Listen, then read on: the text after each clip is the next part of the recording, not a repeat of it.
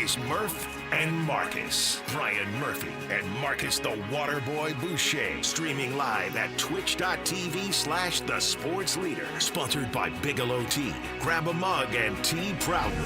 It's a beautiful Wednesday morning. Marcus and I are looking out this window here in Daly City, California at a gorgeous little morning sky. God, it's amazing. Daly City without fog is a whole new place. Just like the Giants when they score 8 runs are a whole new team. Or are they a whole new team? We'll get into that in just a second here. But first and foremost, good morning, everybody. Happy Wednesday morning. It is a short show today because we got morning baseball. And oh, by the way, Marcus, getting a little sentimental. It's our last early summer East Coast road game of the year. So school starts in 2 weeks. Oh, that's all very depressing. Football, though. Football's coming. Good morning, brother. How are you? Murph, what's up, my man? It's a beautiful day to finally beat the Buccos and to go out and win a series. What'd you say? To what? To what? Finally beat the Buccos. To finally the Giants finally beat the Pittsburgh Pirates this season. Man. Congratulations. It's a celebration. Memories of 1971. This date in Giants history when the Giants lost a playoff series to the Pittsburgh Pirates. They did beat them in the one-game wild card with Brandon Crawford hitting the grand slam. But, Giant Pirate history, 808 KNBR, go. Their first win in 5 tries. And guess what? They only get one more try. Dude, and guess That's what? Today. In each of those 5 games, we never saw Paul Skeens once. Yeah. And luckily for the Giants trying to win a series today, they will not see Paul Skeens. Instead, it will be a soft-tossing lefty, Andrew Heaney, which I don't know if that's better or worse. I'd say it's worse. Than facing Paul Skeens at this point. But here they are back on the bum today with Robbie Ray out there. Honest to goodness, you give me a choice of facing Skeens or facing a lefty, a soft. I'm taking Skeens. You know why? Because he's out. They've been babying him, and he'll be out after like 5 or 6. So keep it close for 5 or 6, and then get after that bullpen. But this lefty, forget it. They can't touch a lefty. I mean, I was joking with Overnight Dave. He's like, how come the Pittsburgh Pirates haven't thrown a lefty yet? I said, Dave, stay tuned. There's one today. And I'm actually surprised I haven't just sent out Paul Skeens out there as a lefty. I'm sure he could probably carve up the Giants left-handed. Oh, man. Well, last night, thank God, they started a righty. And last night, thank God, the bats got going. Christian Koss leading the way. And Gerard Encarnacion leading the way. I was reading Andy Bagley's gamer in The Athletic, and he was found it fascinating. The team calls him Jerry. Jerry Encarnacion. Yeah. He said Melvin calls him Inky.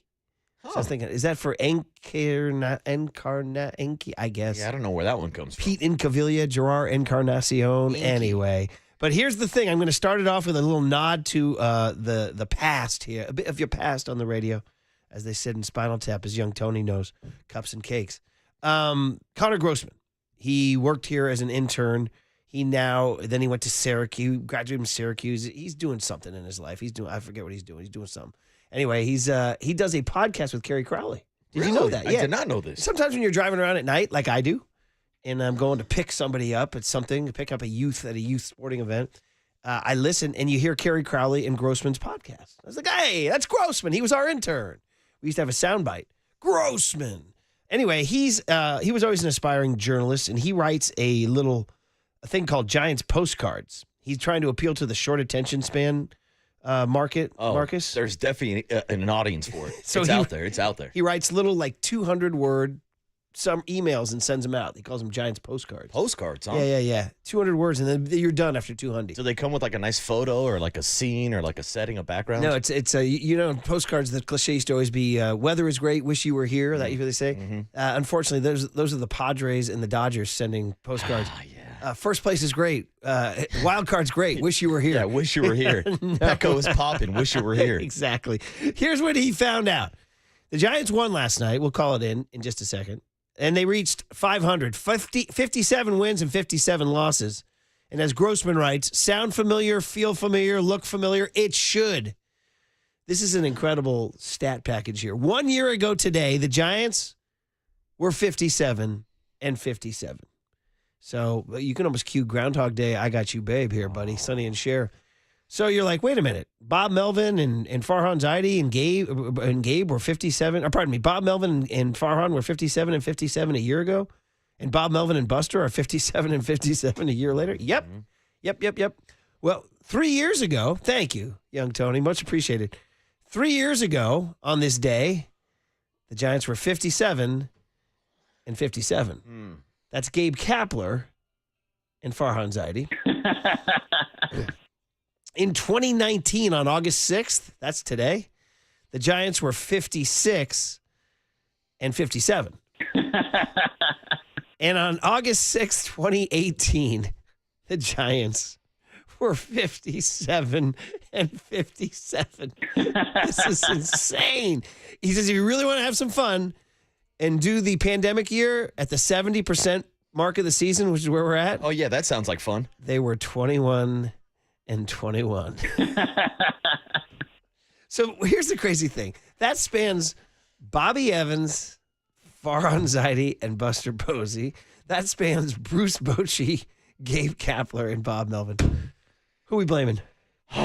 Ourselves. For still showing up to work to talk about this team. Yeah, exactly. The only common numbers are like Logan Webb and Wilmer Flores and Mike Yastrzemski. We're going to blame those guys? No, I don't want to blame those guys. But somebody's got to be to blame. How about Larry Bear for taking the bunker? How about that? Yeah. Maybe that's it. Mm-hmm. Maybe that, yeah, it's my first salvo on the bunker. Yeah. More to come, by the way. They've been a 500 team even when we had the bunker, Murph. That's the problem. They're 500 with the bunker, 500 without the bunker. Doesn't matter. Anyway, I didn't mean to spoil the fun, but it's kind of mind-boggling, isn't it? And it's funny, you know. Most people we see around the office, you go, hey, how's it going? How's your day going? And most people, like our guy Oppo in the parking lot, would just say, same S, different day. Okay. That's what it feels like with the Giants. Okay. Same S, different season. Oh, by the way, they won last night. Yeah. They won, which is great. And that's why it feels so S-y this year, is that this year was supposed to be different. This year was not supposed to be the return to the gravitational pull of 500. This was the year where we thought things were going to change in the right direction, but here we are in the same exact spot. So how about if I submit this? In the next 48 games, they change the narrative. Let's go. 30-18. No, stop. They're not going 30-18. Starts with Christian Cause. 28-20. No, they're not going 28-20. 26-22? Possibly. You said 48 games left? 48. Yeah, so that means they're going to go 24-24. With all that great news, let's call it in. Pat Burrow calling Rob Manfred. Manfred said, wait a minute, are you guys back to 500? He said, don't worry about it, you empty suit. Put this one in the books. San Francisco Giants 8, Pittsburgh Pirates 1.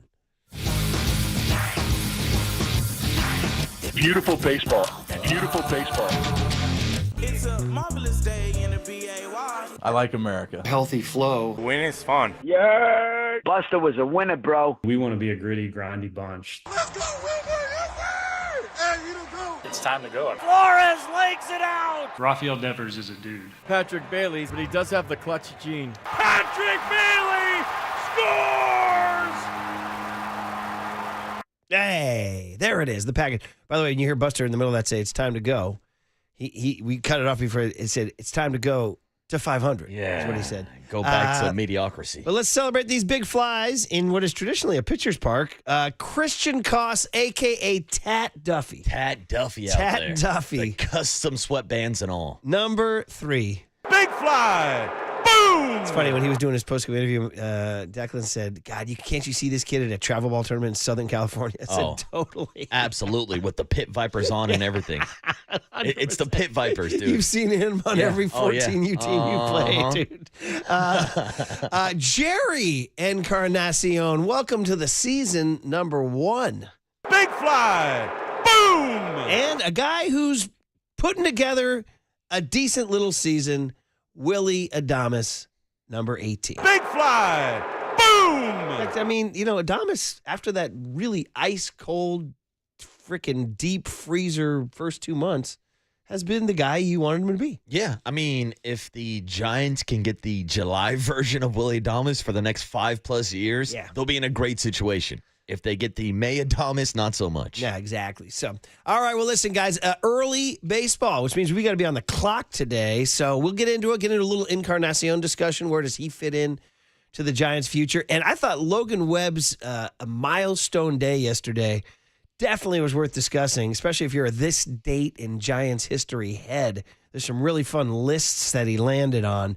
49ers moving closer to their opener on Saturday. We'll see what's going on down there in Santa Clara, and we'll get the guest list from Young Tony on a Wednesday, August 6th, 2017, a 500 kind of day on The Sports Leader.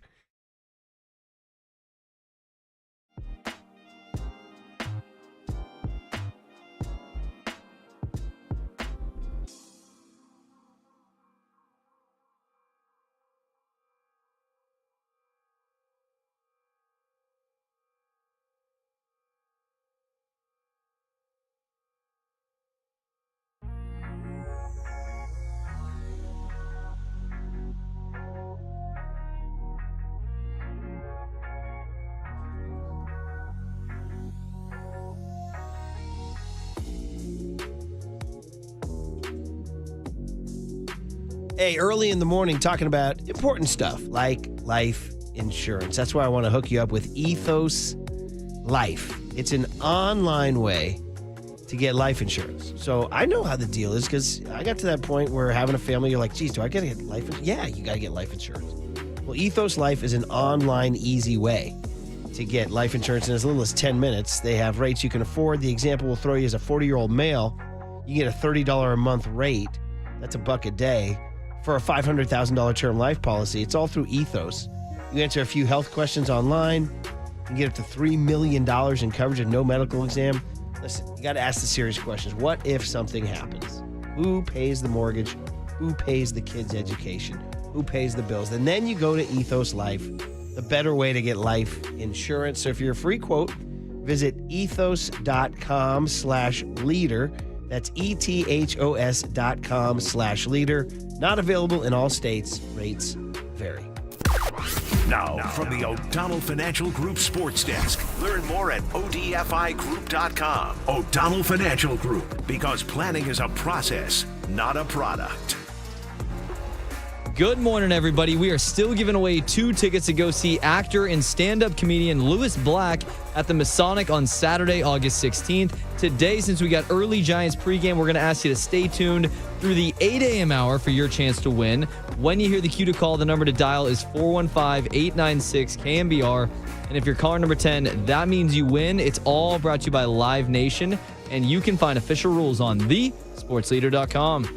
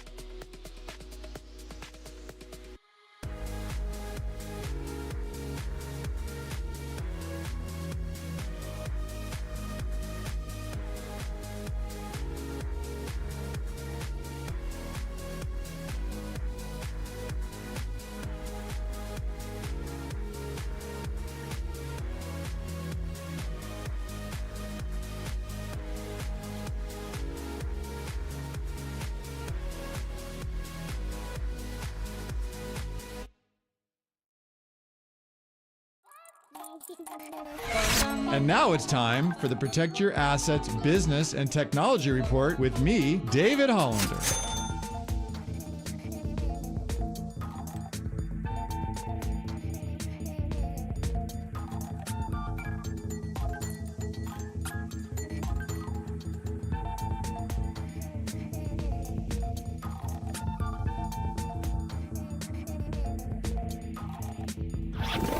This has been the Protect Your Assets Business and Technology Report with me, David Hollander. What's going to happen to the stock market in 2025, and how will those ups and downs impact your savings and your retirement income? Let's talk about it. Join me this Saturday from 8 to 9 a.m. for my show, Protect Your Assets, or call 1-866-PROTECT.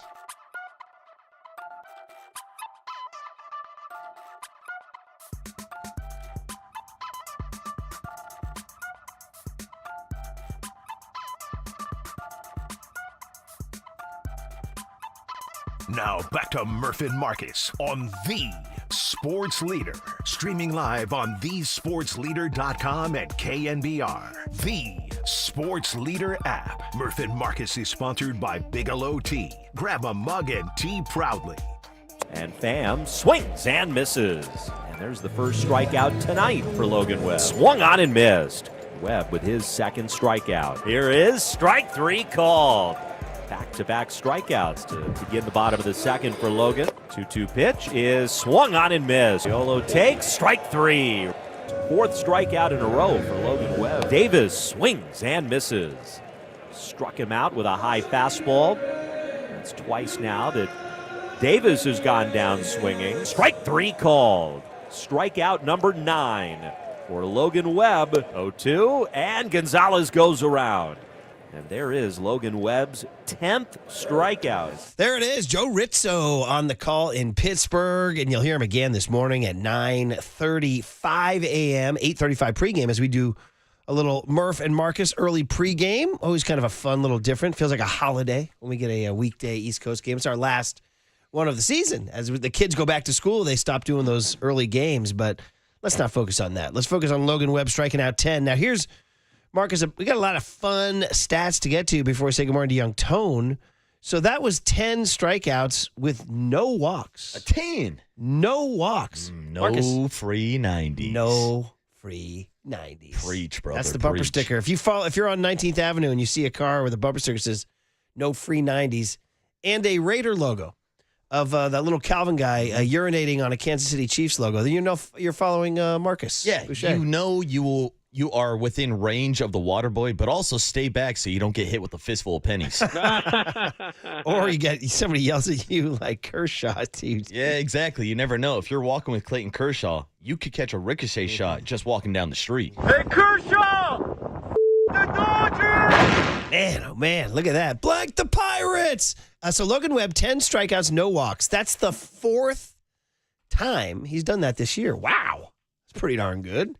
Well, according to MLB stats expert Sarah Langs, who's so great at what she does, that is the most by a Giants starter in 125 years. Yo, somebody call Marty Lurie.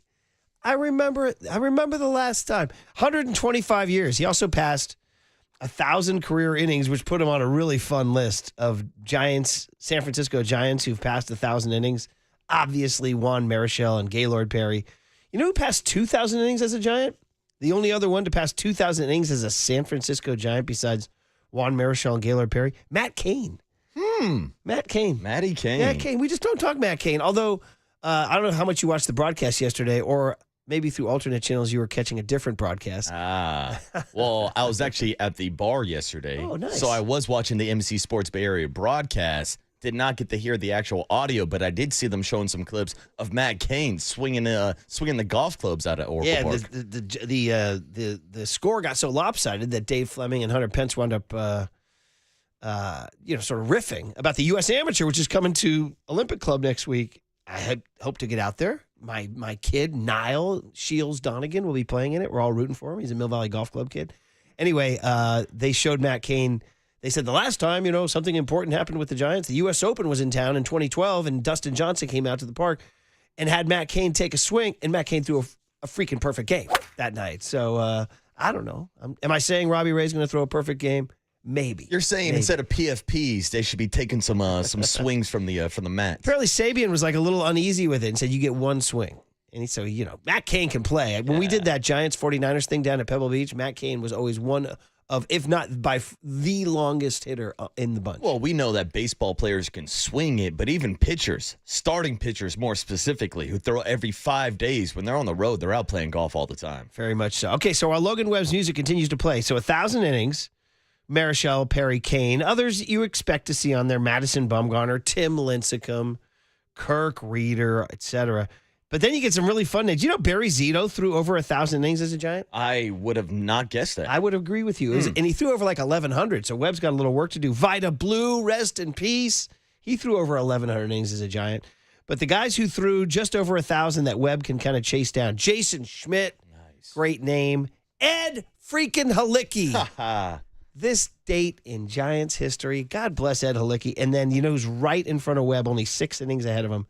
Atlee Hammaker, who gets mentioned all the time at All-Star time, but actually had a really nice career as a Giant. So that was the one. And how about this stat as we continue to play Logan's music? That's 10 wins now for him, 5 straight years. The list of Giants pitchers who've won 10 wins for at least 5 straight years is small. It's Jason Schmidt, who we just mentioned, with 5. Jim Barr, who I love so very much. He's also on that 1,000-inning list. He did it, too. He did it 5 times, just like Logan Webb. Here's the guys who did it 6 times, Bumgarner and Gaylord Perry. How about the guy who did it 7 times? He was on the list I just mentioned, and we still don't talk about him enough. Woody Kirk Reeder, 7 times, won 10 games, and then Juan Marichal 11 times. That's consecutive, by the way. So it's consecutive. So Webby's now 5 straight 10-win seasons. Now, I would say, which each and every stat that you just listed off, it would tell me that Logan Webb is an elite pitcher in elite company. But it's funny because the narrative around Logan Webb, especially leading up to the season, is that he's a good pitcher, but is he really an ace? He doesn't have the strikeout stuff. But check back in with those numbers this year. With the 10 strikeout performances, how he's had 6 of them this year, how he's second in the National League in strikeouts this year. Yeah. Like he's evolved into even a better pitcher than what we've seen over the past 2-3 years, which is why I would love to see this version of Logan Webb in a playoff series. But it feels like right now that playoff series is a ways away. Man, oh man. Yeah, well, as we mentioned in our opening segment, it's 57 and 57. All right, guest list on a Wednesday, August 6, 2025. Young Tony Farias. Tony, you let the... I'm blanking right now, Marcus. Help me out. It wasn't Larry June. It was... No, that's Andre Nicotina, thank you, kid. God, my brain froze on Andre Nicotina. Mm-hmm. You let the Nicotina play the entire segment. Well, we're talking Webby. We have to. Felt right. I like it. I'm a Pisces, but I'd thought rather of be you, a kid, because whale. listen, I know I still haven't seen Happy Gilmore 2, and I know I got to see it, and it's on my list. I'm not avoiding it, just trying to find the right time. And I want to watch it with the kids, too. But last night, we got on this talk, because my kids are addicted to golf now, playing all the time, because this thing called Youth on Course. NCGA, kids under 18, if you sign up and pay an annual fee, you can pay for $5. Whoa. $5. Wow. $5. It's totally worked because there's a whole generation of kids playing golf now. See, now that's crazy because I would have thought that the old heads would have wanted to keep the kids off the course. Get the hell out of here, kids. Don't get off my lawn. Get off my fairway. Get off my greens. Get off my putting green. Yeah. Yes, exactly. It's not a bad call on your part. It's a love-hate thing. Yeah. It's kind of like a caddy hour at the pool during Caddyshack, right? 1 to 115. Yeah. Very good. Very good. In fact, I had a little bit of dispute with the mouthy 17-year-old in the house who was saying, well, Happy Gilmore 2, we got to see that because Happy Gilmore's the greatest golf movie of all time. Ah, see? I said, that's how you can stir it up with Murph. Was he trying to provoke there? I said, that's funny. That's funny. Yeah, and you've obviously showed the kid Caddyshack, right? Well, actually, no. Wow. To tell you the truth, it's been on cable. We called Rory in for the Baby Ruth scene the other day. Oh, yeah, I'm sure that kid would love that no scene. joke, we were at the hotel in La Jolla, Residence Inn. Nothing fancy, just a Marriott Residence Inn. And the kids, the whole baseball team was in the pool all the time until they got evacuated. Somebody Baby Ruth the pool. Oh, no, come on. Yeah. I hope it was a candy bar. Somebody Baby Ruth the pool. For those kids' sake. Got to bring in Murray in the hazmat suit. Come on. There it is. So, but I thought of you because we wound up talking about this show on Apple TV starring Owen Wilson that is about golf called Stick. I've heard about. Dave told me about this. Okay. Emlo told me about this. Okay. Everyone's been telling me I need to see it. So we dove in for the first episode, and it reminds me because the kid has a little young Tony vibe. There's a young prodigy, and I only watched one episode, so there's going to be a relationship between Owen Wilson, who's a broken down and beaten former champion who's now on the outs, finds this young kid at a driving range. It's going to be one of these classic stories, So anyway, the kid has a young Tony vibe. So are you saying that young Tony is a golf prodigy? I am. I mean, that's the comp you're making right now. I was also thinking maybe you might want to dive into the show. Yeah. No, I seriously will. Did you see Gilmore 2? I did watch that and one. your review was? Solid flick. Marcus and I, we talked with Carrie about it. I asked him, what did I ask last week with Carrie? Solid flick. I mean, nothing crazy. The original's, really, really good. Caddyshack's great. Felt like it was kind of forced. Happy Gilmore 2, some weird storylines. The cameos were the biggest story of the whole movie. I mean, unbelievable cameos. John Daly, Xander Schauffele, like tons of people in the golf game, tons of actors. LPGA tour players as well. There's a ton of good cameos. Yeah. Oh, dude, almost too many cameos. Too many cameos. Yeah, a lot of cameos. Lose track of the cameos. Yeah, to Tony's point, not the greatest plot line, not the greatest story, but like for laughs, for kind of just checking out and watching good the Adam laughs did you Sandler. get? I got a lot of good chuckles. Ooh, okay. Well, there's a lot of good like throwback jokes to the original, and there's even like a couple of hat tips to the movie Waterboy. It's funny you say that because Coach Fran made an appearance. Because Candace said, well, I didn't see Happy Gilmore 1. And I said to her, I'm pretty confident you didn't need to see Happy Gilmore 1. But now you're telling me I need to see Happy Gilmore 1 Well, I'm saying to get the jokes. fully enjoy Happy Gilmore 2, you have to watch Happy Gilmore 1. And I'll say this, if you've never seen Happy Gilmore 2 probably isn't for you. Oh, interesting. Now, okay. All right. Have you not seen Happy Gilmore? Well, you know what, believe it or not, I didn't see it in the theater.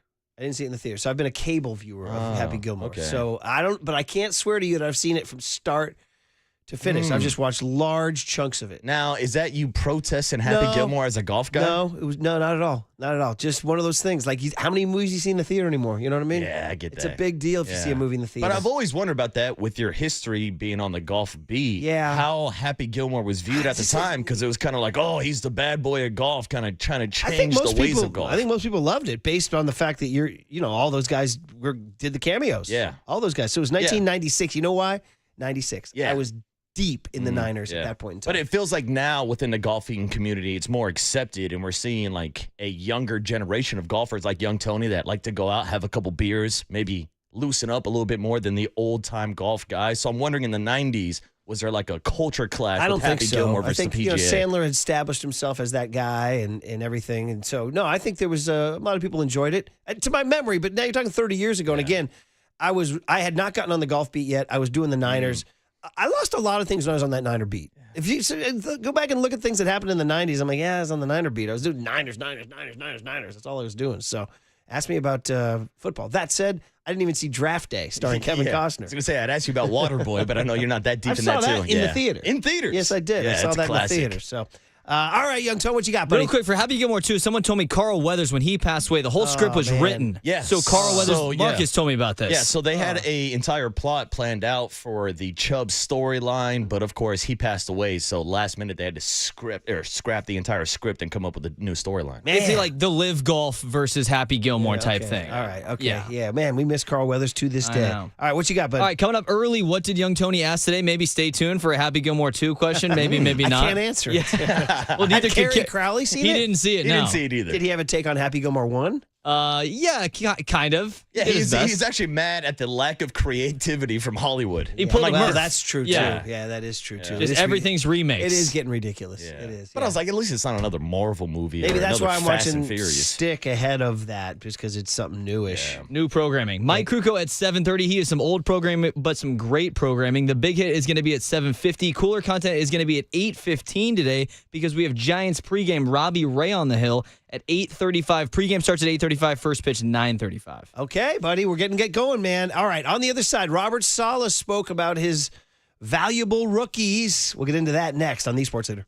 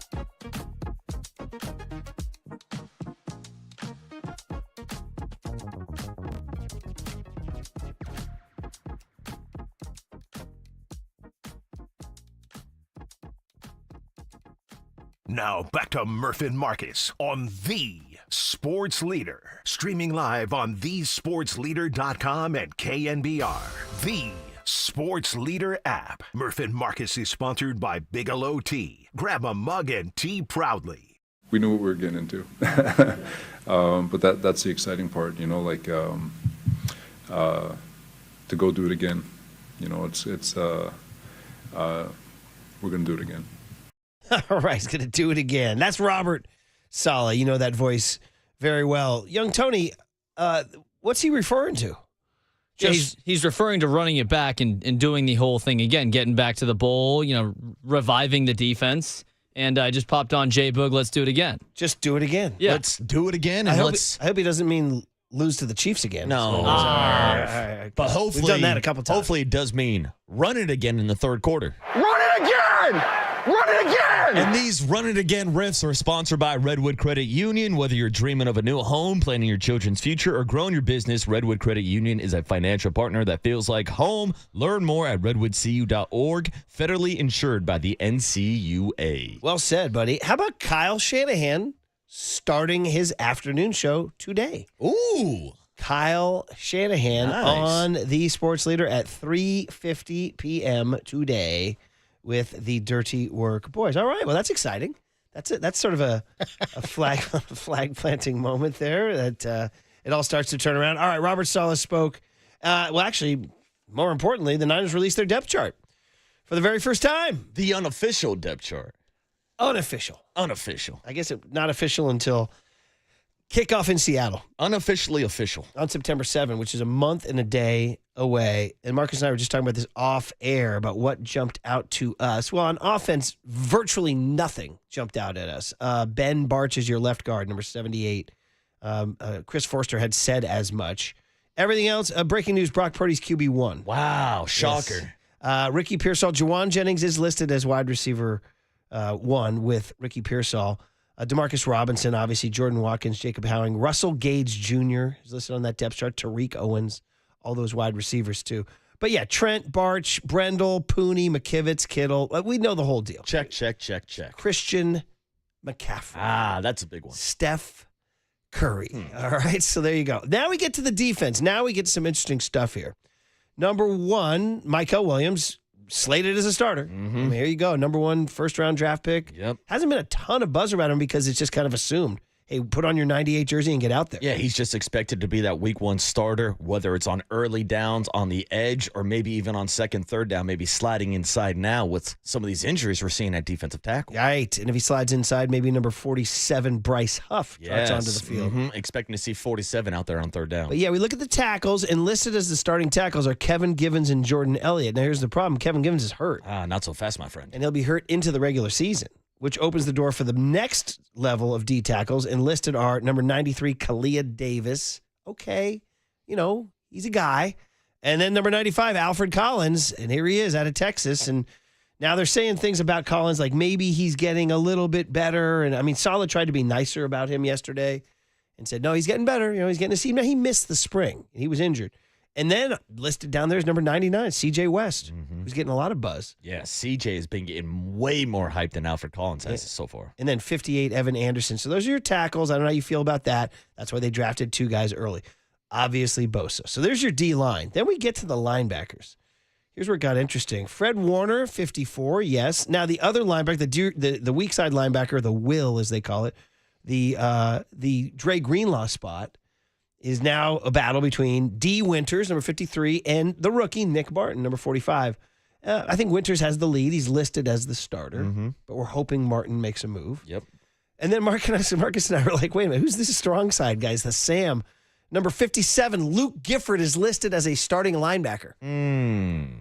Are you down with a Luke Gifford? Had you boned up on a Luke Gifford? Did you even know Luke Gifford was on the team? Guys? So if you saw a 57 tackle, by the way, that's Dre Greenlaw's number, right?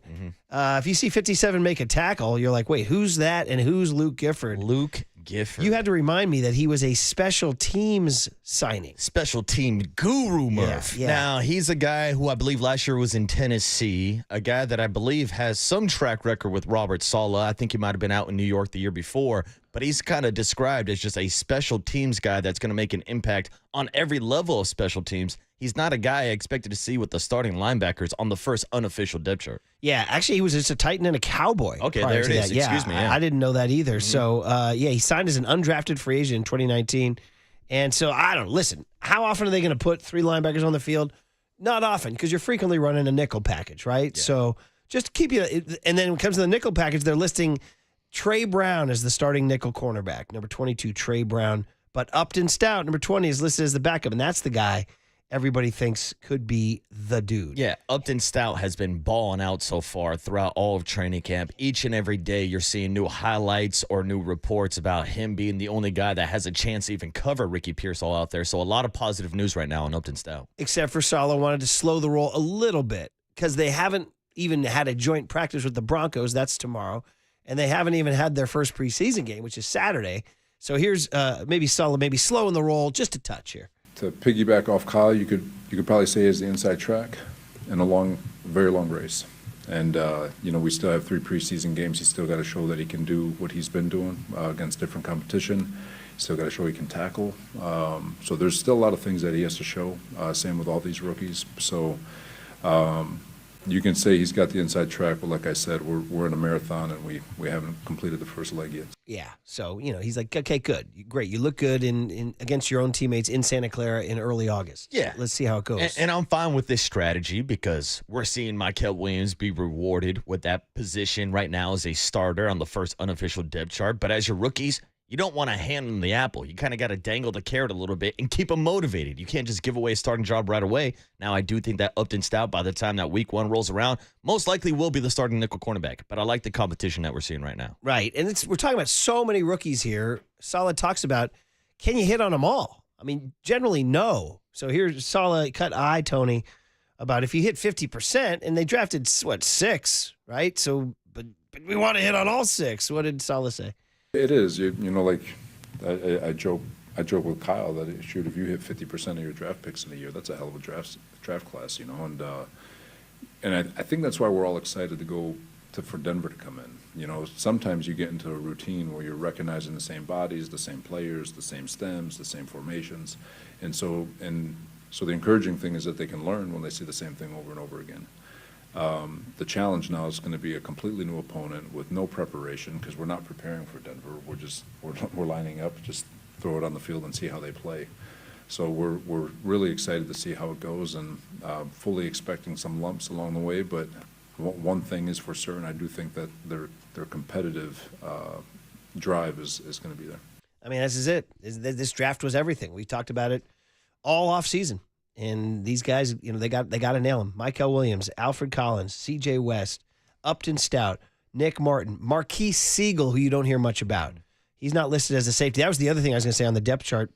When number 25 makes a tackle week 1, you guys are like, wait, who's that? Jason Pinnock is listed as the starting free safety in the absence of Talanoa Hufanga. Yeah, Hufanga, you'll see tomorrow come to town with the Denver Broncos. And then, of course, still waiting for Mustafa to get back fully healthy. Yeah. He should be the starting safety next to Jair Brown. But we've also talked about how similar of safety that those two guys are, more in-the-box type safety. So we'll see how they work together moving forward. Maybe the biggest story to come out of camp yesterday had nothing to do with the rookies. It had to do with George Kittle crashing the NFL Network. So NFL Network was there, by the way, after getting acquired by ESPN. Dude, what's going on? I'm just going to tell you this. I ain't a businessman. I know nothing about mergers and acquisitions. I can just tell you I don't like it. No. I'm just telling you that my gut instinct as a man who's been on this earth for a few years, this monopolization by ESPN of everything, not a good thing. No. It's somehow, some way, it's not good for the consumer. No, and next thing you know, we're going to be paying $30 a month for ESPN Plus just to get the Red Zone channel. Yeah, think about that. Boy. Mm-hmm. Oh, by the way, commercials for Red Zone this year, starting this year. What happened to 8 straight hours of commercial-free football? Sounds like Scotty Hansen's still doing his thing, but there will be commercials. Are they going to shrink them on the side of the screen? No, I think it's going to be just going to break like anything else. What's the point of the Red? That's not the Red Zone channel. That's not the Red Zone channel. I don't work for ESPN. I'm just telling you. When is the Red Zone not the Red Zone? When it's not the Red Zone. You know what I mean? So, come on. You're right. Might as well be watching Laverne and Shirley with commercials and go get something from the fridge. Well, they tune into the Heidi game. Yeah. They didn't cut for a commercial. They cut for a movie. Yeah, I know. But and it wasn't Happy Gilmore 2, unfortunately. No, it was not. It was Heidi. Yeah. Oh, my gosh. Wow. I had not read that. Anyway, back to the point. So the NFL Network was doing their training camp stop at Santa Clara, and Fred Warner was talking, and George Kittle just showed up. And usually when Kittle shows up, it means good times are coming. He's going to shotgun a beer. He's going to karaoke with Taylor Swift. He's going to do something fun, right? You know, but instead he actually had something mildly newsworthy he wanted to get off his chest. Now, there's a lot of talking over each other, but maybe you can hear Kittle here talking about the NFL banning smelling salts and ammonia. Check it out. I honestly just came up here to air a grievance. Oh. Our team got a memo today that smelling salts and ammonia packets were made illegal in the NFL. Wow. And I've been distraught all day. Okay. Illegal? He even said he's not practicing anymore. I considered retirement. Yeah, so they got to go ahead and bring that back for George Kittle. Yeah, so we got to figure out a middle ground here, guys. Somebody help me out. Somebody come up with a good idea. Fred, it's on you. Airing of grievances. Yeah, that's all I had to get out there. I'll get that off. Is it before every drive? I'm an every drive guy. I've seen guys like that. I'm an every drive guy. In between every play, he that's too much. Pulls out the sock. That's way too much. Yeah. Well, it feels like the energy's still out here, though. I mean, no, definitely. But I missed those already. Well, they haven't been outlawed at practice. No, we don't have them out practice. Okay, all right, just checking. That's all right. That was my only grievance, but besides that, you guys look fabulous. We'll Fred, fix it. It's all yours. Thank you. George. So that was, there was a lot of jocularity in there, like, hey, yeah, he does them all the time. But there was real news in there, too, that the NFL has banned smelling salts and ammonia. Now, I can speak. I've never had a smelling salt or ammonia in my life. Have you? Oh, man, they will wake your ass up. So you have? Yeah, I've hit it before. And give me any details, any info. What do you got? It's just a sudden adrenaline rush. Like, it really does give you a kick of energy. I think I've told this story before, especially on the leadoff spot. I might have mentioned it to you. So when I went out for the Raiders and Niners New Year's Day game, I was working the sideline. So I was standing on the sideline, and guys were ripping smelling salts left and right. And so I'm standing there next to my guy, Max Crosby, of course, and I'm pretty hungover. Just being completely honest with you, it's New Year's Day morning. So, of course, I was out the night before in Las Vegas, and I'm working the sideline. I'm like, damn, this is going to be a long game. This is going to be a long 4 quarters. So Max Crosby rips the smelling salt, throws it down. It lands right near my foot. I immediately grabbed that same smelling salt. I ripped it on the sideline, and I was ready to go, Murph. It definitely fires you up a little bit. It's essentially like taking a pre-workout. I don't know if you ever got into that kind of stuff, or chugging 4 or 5 different cups of coffee to get you going. Well, honestly, if it's the equivalent of abandoned coffee, like, I honestly don't think I could do the show. I honestly think I'd have to, do something. I'd have to retire or something. But I don't know, man. I want to talk to John Lynch about this and things. It seems like it's a big deal. Seems like smelling salts and ammonia have been a part of the NFL culture for how long? Yeah, I don't understand the issue. Is there a health issue? It can mask now the new study. There's always a new study. You got to have a new study. Yeah, new studies, huh? Saying that it masks concussions. Like if you rip one, you don't even know you have a concussion. Yeah, you know what also leads to concussions? Having to play on Thursday after playing on Sunday. There you go. Yeah. It's all of a sudden start worrying about player safety when we're making these guys play 2-3 times a week. You bring up a valid point there. What are we doing? So I would imagine, I can't imagine the players union didn't push back against this, but yeah, it's gonna be it's the man interfering with them, and so we'll see. It's interesting. I'm also surprised that George Kittle found out during practice. It's kind of like KNBR finding out they lost a bunker in the middle of a Giants game. Drop the mic. Hey, yo. Perfectly said. All right, guys. So there you go. A little Niner news for you. We'll have to find out. John Lynch, we're going to start soon, and we'll ask him his take on this because I know for almost seen vivid memories of John Lynch ripping him. Does every player do them? I wonder. Would assume does Brock Purdy do them? Almost every. I don't know if quarterbacks do it. Yeah. It's more of like a linebacker, Christian McCaffrey kind of a violent thing if you're trying to hurt somebody. George Kittle. Yeah, just trying to fire you up a little bit. Do linemen do them? I don't know. I think originally they were made to help people wake up from concussions or being knocked out. Get knocked out, yeah. Yeah, get knocked out. You ever They done use them, it for Young Tone? boxers and stuff, yeah. I have not. By the way, do you still have that? Because I remember a week after Marcus is like, yeah, I still have it, bro. It's right here. Oh, dude, I got to hang it up on my wall. I got my little Raider shrine, and there's my Max Crosby smelling salt. 209 says Kings head coach Doug Christie rips smelling salts just before tip-off, dapping up his guys. Well, shout out to the part of my take boys. Sometimes they'll just rip smelling salts right before doing a podcast. Honestly, they'll take it. How long? Joe Rogan, same thing. Oh yeah, Rogan does it on his podcast all the time. How long does the high last? It's kind of just a quick, it's not going to keep you high for long. So it just wakes you up briefly. Well, I think that's why Kittle's doing them drive to drive. Overnight Dave checks in. He does the parabolic mics like you did. He does them a lot. Yeah. And he says, what Kittle says is true. You should see all the ammonia capsules on the sidelines. They are everywhere. Oh, dude, it looks like a dugout full of sunflower seeds. Wow. Well, no longer. That's a big change. That's a big one. So we'll get into that a little bit later. We know Crosby's isn't on the field, though. Marcus has that in his living room. I got that. I'm trying to get that autographed. All right, we're getting ready for, of course, What Did Young Tony Ask today at 7:15 a.m. sharp. Early show today, or I should say early break today for Giants pregame at 8:35 as they try to somehow, some way climb above the gravitational pull of 500 on the Sports Leader. Time for traffic on the Sports Leader.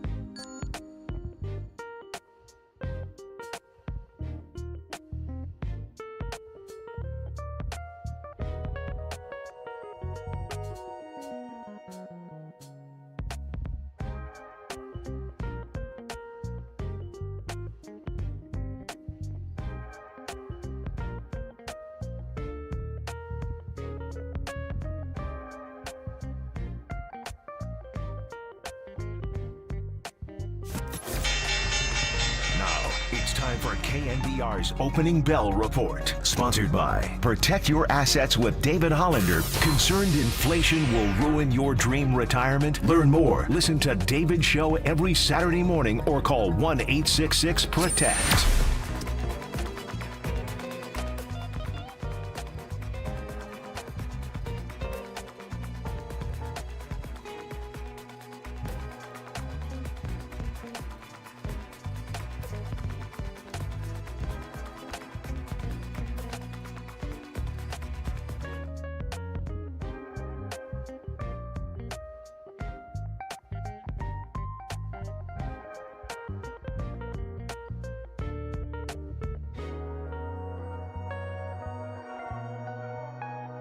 Listen to the sports leader anytime, anywhere. Download KNBR, the sports leader app. Murph and Marcus continue live from the Casino Matrix Progressive Jackpot Studios. Casino Matrix. Progressive jackpots are here. Where are you? Just drop in. 1-800-GAMBLER. As he swings, drives a high fly ball, deep left, a good ride. Pham is back. It is gone. Welcome back indeed, Christian Cause. Now Encarnacion, a high drive, straightaway center, way back. It is gone. Gerard Encarnacion to straightaway center. As Adames swings, there's a drive, deep right field. Reynolds back, looking up. It's gone. An opposite field, 2-run home run. Willie Adames, the Giants' third home run of the night. Hey, Joe Rizzo with a lot of gun. You're getting that Rizzo call a lot. He does a good job. Oh, the Rizzo call sounded great. And also, Tony, can you isolate that crack of the bat by Willie Adames? That one sounded phenomenal. In that TV Shout show, out to DC on the road. In that TV show Stick, the reason why Owen Wilson's coaching some old lady and he hears the sound from the range. A great golf swing produces a certain sound. Oh. A great Willie Adames home run in Pittsburgh produces a certain sound. Ooh, that one. Do that again. Ooh. Ooh. Thank you, sir. May I have another? Yeah. Adames. Hurts so good. Yeah, that sounded good. You're listening to KNBR AM and KNBR FM San Francisco, the sports leader, a Cumulus media station. They're going to be featuring that down at the Folsom Street Fair. Yeah, they will. Too, yeah. Lock me up, Willie. All right, guys. Listen, a little Giants baseball here before we get to What Did Young Tony Ask Today at 7:15. Then Mike Krukow at 7:30. Then the big hit, then the cooler of content at 8:15. Then pregame as the Giants try to salvage this series in Pittsburgh and this season series where they've been embarrassed by the Buccos. And then they are off on Thursday just to keep you boned up. That'll give you time to watch your Raiders on Thursday, right? Dude, Raiders-Seahawks Thursday night, Pete Carroll revenge game, Murph. What about there's a thing in sports being like the hype of like the excitement of the return of football to your life / versus the immediate how long before you're disinterested in the game because none of the starters are playing? Probably after the second drive. Yeah, I mean, honestly, yeah, second drive. Yeah, no, second drive. I will That's a good say one. for like drive and a half is the over-under. The Larry Krugers of the world, and I'd say most like diehard fans, like people want to see your deep round guys. People want to see a CJ West. I want to see a Deontay Thornton for the Raiders out there in the second, third drive of the game. So there are people who will watch longer, but in the first couple of preseasons, it's almost unwatchable after halftime. I know, but you're excited. But you're beforehand. excited. Yeah. It gets you going. You just saying Raiders Seahawks got you going. Exactly. Like good. a smelling song. Yeah, like a ripping and ammonia thing. Anyway, Giants will be off Thursday. Then they come home to take on the Washington Nationals. You would theoretically think you could beat the Washington Nationals, just like you theoretically think you could beat the Pittsburgh Pirates. I got bad news. Pirates are throwing a lefty today. Uh-oh. Andrew Haney. So all bets are off. Well, that's why you hired Jerry Encarnacion. Jerry. And I say Jerry because that's what the players are calling him. Jerry Encarnacion, who was one of those cracks last night. I mean, let's stop there for just a second on Encarnacion. Like what you truly expect out of this guy. How much is he a part of Buster Posey's future plans and Zach Manassian's grease board? Is Encarnacion on the 2026 opening day roster? Oh, that's a good question. Now, I might say no because you would think that he would be like a backup DH bat, and I would assume 2026 DH and first base is going to be occupied by Rafael Devers and Bryce Eldridge. Who are both lefty. Yes. Encarnacion's righty. Now, also Jerry, as we're calling him now, can also play the outfield and actually has a pretty good arm out in right field. But I guess right now they're showing you that they'd rather give these opportunities to Jerry over Louis because Luis Matos was sent down. So, that's another question, too, with Luis Matos still being 23 years old. Is he on the roster in 2026? Encarnacion is 27. He will be 28 in October. So he's not necessarily a spring chicken. Matos is 5 years younger than him. So you would think. But, yeah, we talked to Kipe about it yesterday. He goes, no, Matos did it to himself. He showed no reason to stay. Now, I do believe we have Buster Posey tomorrow. Mm-hmm. So we should specifically ask him, say, hey, there's a real question as to why you chose a guy who's 5 years older than the other guy. And, in terms of the future. And especially because you point out about, and it's funny, the more Eldridge homers, and oh, by the way, we wanted to get to this segment. If you missed it, he did it again. And no, this isn't yesterday's show or Monday's show. We've now done 3 shows this week, and we are talking about Bryce Eldridge homers in every single single day. He did it again last night. You got it? Here it is. The 1-1. A swing and a fly ball hit well to left center field. Castro and Melton are back. Melton at the wall! He's done it again! Bryce Eldridge, another huge moment! And we are tied in the bottom of the 9th. So it was a clutch one, too. Zach Beirudi on the call for the River Cats there. And then, but the more he's doing this, the more I'm really wondering, because, Buster Posey went with the very convenient answer. Well, you just traded for Rafael Devers. He's a left-handed hitter. You want to put at first base. He's a power guy. Don't you have one of those ready to come in? And it's kind of, we'll cross that bridge when we come to it, and / it's a good problem to have, And now I'm getting to the point with Eldridge knocking on this door harder and harder, trying to kick down that door louder and louder. What are they going to do eventually? I mean, is Bryce Eldridge too young to be a DH, but also can he play big league first base defensively? Well, that's the number one question. And last week while you were off, we actually had JT Snow on the show with FP, and he said that he has developed to the point where he does believe that he can be a big league first baseman. Okay. Now, that's not saying that he's perfect and he's going to show up and start winning Gold Gloves, but he does believe that the belief is there for Bryce Eldridge with the way that he has developed so far this season. But not right now. Right now, I don't think he's defensively where you want him. But the point that we've been making all season is we're waiting for this guy to really kick down the door with his bat because the bat is going to play, Murph. And you're looking at the stats out in Sacramento, and this is with him dealing with a wrist injury just a couple weeks ago. 4 home runs the last 3 games that we've been talking about each and every day. He now has 11 home runs in 32 games in Sacramento. Dude, this is the kind of thing where if he wasn't Bryce Eldridge and we haven't been just slobbering over this guy for the last 2 years, you'd be like, there's a guy in AAA they got to call up, But because they're handling him with such care, they're like, it's slow playing him, which may be smart. Mm-hmm. They don't necessarily need a left-handed power-hitting first baseman right now because they have Rafael Devers. Heck, the guy who's getting squeezed out in all this might be the best all-around player of them all, and that's Dom Smith. Another great player last night. By the way, he's in the middle of a 10-game hitting streak that nobody's talking about. Do you trade one of those guys in the offseason? I don't know. Devers. I don't know. Eldridge. I don't know. Anyway, here's what Posey said on the Giants Talk podcast with Alex Pavlovich. Now, we'll have him again tomorrow at 7:30, and he's great with us. He'll take any questions, so we'll ask him these specific questions. But here's what he said 2 days ago here. I think he's making progress. Bryce, I think what's exciting about him is he wants to not only be a great hitter, he wants to be a great defender as well. And he knows there's work to do, and was hurt a little bit this year with a hamstring and missed some time. So for him, it's repetition, getting the reps, being in situations and games that can only be provided by being in that game. You can do as much as you want in your pregame work, which he is doing that. We're in a good spot. I feel like with him, we're really happy with the way he's progressing, but we want him to keep getting reps. Okay, now I should note, that was on July 31st.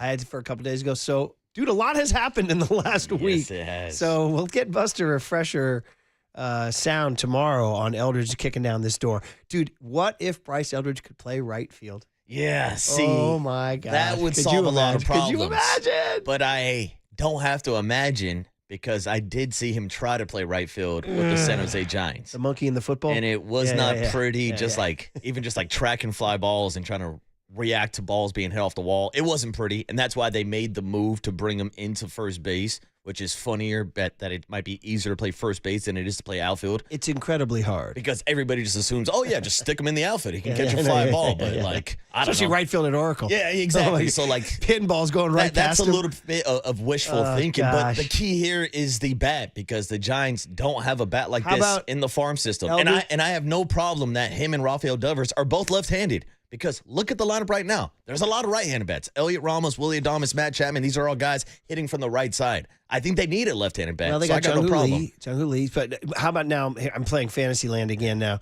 Move Ramos to right. Then again, we've been seeing the more we see Ramos. Let me scratch that. Yeah. I had an idea. I'm scratching it. Well, All right? if you really want to play Fantasyland, we actually got this text the other day on the Golden State Lumber and Showroom text line that you should play Bryce at first, put Devers at third, put Chapman at short, and Willie Adames at second. Okay. Now, that might work in MLB The Show, but I don't know if that's working in real life. Does it work in MLB? It does work in MLB The Show. Trust me, I've tried it. By the way, give me a little Fox News chime here. The lineup is out. Ooh. Lineup is out. And generally, it's we know a Bob Melvin lineup. Elliot Ramos leading off. Despite his defensive miscues, he is hitting the ball. In fact, there's a stat. The Giants had a stat right here. What was it? He's in a 19-game...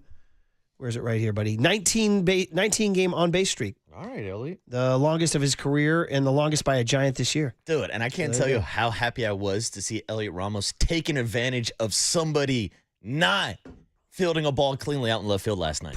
And then Devers on the next pitch roped that. By the way, they scored that in error. Yeah.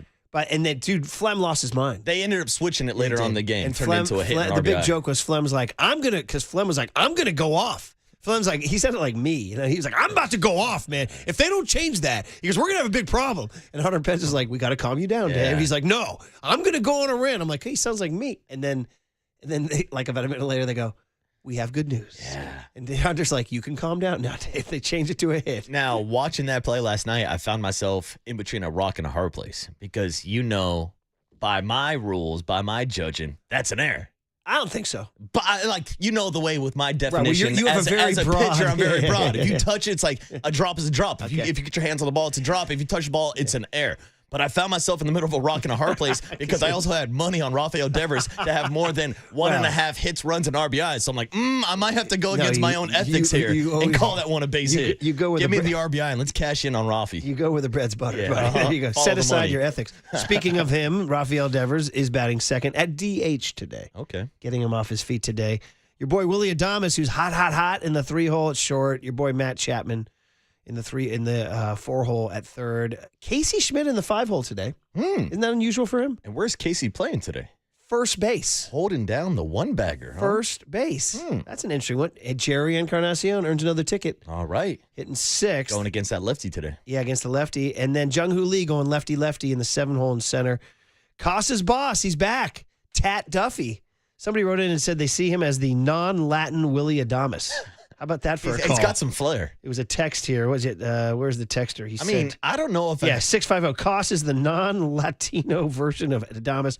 Good vibes, great smile. Do you buy that? I mean, I was about to say, I don't remember any other big league player having their last name on their sweatbands while rocking the Pit Vipers. Like, he's got a hell of a look. He's straight out of a 12-year-old baseball tournament. Declan's call about a Southern California travel tournament. You see guys like that all the time. And by the way, they're ballers, too. And they're good players. Exactly. But so he's in the 8-hole at second base, Costa's boss. And then your boy Kisner, who will go down as one of the more obscure Giants of all time, is catching. I got no book on Kisner. I remember one time I was at a game earlier this year, I think it was the Marlins game when they got pounded and Kyle Stowers hit a ball that I still remember to straightaway center. That Kisner was the only guy who had an opposite field approach. And I was in one of those moods where it was a talkie. I was talking back to the game. I was yelling at the crowd and I was like, see what that guy did? Nobody in the lineup's doing that. That's the only guy who shortens up and goes the other way. And people were like, shut up, dude. And I was like, no, I got some things I got to get off my chest Who's right this now. loud mouth? So anyway, Kisner, hopefully he shortens up and goes the other way. You know what my take is right now on Kisner? That he might be replaced later on this year by maybe Jesus Rodriguez. Yeah. One of the pieces that Buster Posey was able to trade for, trading Camilo Duvall out to the New York Yankees, who is currently in Sacramento, and we're giving all these Bryce Eldridge updates. There's a lot of updates right now in Sacramento, Murph. Yeah. We wanted to hit that before we got out of the segment. Last night was a big night in Sacramento. We played the Bryce Eldridge home run. The starting pitcher last night was your boy Blake Tidwell. Mm-hmm. And Mets liked him. I mean, Mets fans, I actually knew some Mets fans that liked him, and guess what? He was really good last night. I liked what I saw last night from Blade. What'd I call him? Blake? Yeah. Blake, I What the hell believe. is that? Blade is better, too. Blade. Blade's way better. Oh, it's way better. How'd I call him Blake? I don't know. Because Blake it's Street pretty Bombers similar. for Denver? You're only one letter off. I was also on vacation when the trade was made. Yeah, but now everybody knows. Blade Tidwell last night. 5 innings pitched, 9 strikeouts. So sweeper is looking nice and getting up to the high 90s. He's looking like a really good piece in that trade. And by the way, obviously, they need pitching right now. You didn't think that. So, yes to Tidwell. And then you told me Drew Gilbert. Drew Gilbert, the other top 15 prospect that they got in the Tyler Rogers trade, had the walk-off RBI double with the ball hit off the wall last night in Sacramento. Yeah. So, I mean, every now and then you take your little Easter eggs where you can find them. Yeah. An Eldridge homer, a Tidwell start, a Gilbert walk-off. You take it. Yeah, and it's a fun time right now to track a lot of these prospects. We were talking with Zach Manassian last week about a guy like Dakota Jordan, who I'm going to go see today down in San Jose, and he'll be playing with his new teammates, Gavin Keelan, friend of the program, first-round draft pick this year. He's in San Jose now, and so is Trevor Cohen, the third-round draft pick, and also Johnny Lovell, one of their top international prospects, is playing in San Jose. So there's a lot of fun talent right now in this farm system. All that and Turkey Mike's? And Turkey Mike's. Wow. Big Filthy is in my future. And a haircut from Lil Romo. That's it, dude. You have a Checking good day all the on tap boxes. here, buddy. Checking all the boxes. 650 said FP had a great line last night on the broadcast after the Devers rocket that got past, I think it was Horwitz at first base. He said, FP said on the radio, he said, hey, official scorer, let's see you make that play. That's a pretty good line. All right, guys. What did young Tony ask today? Next on The Sports Leader.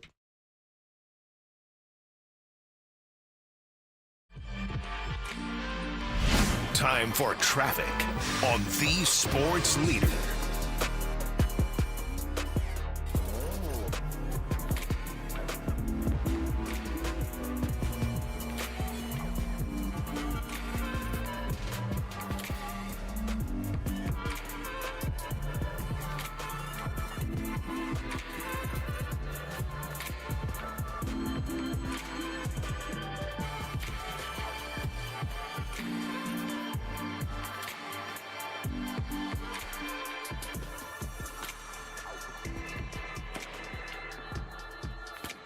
All right, bright and early on a Wednesday morning, our good friend Steve Moskowitz is on the line. He's our tax attorney.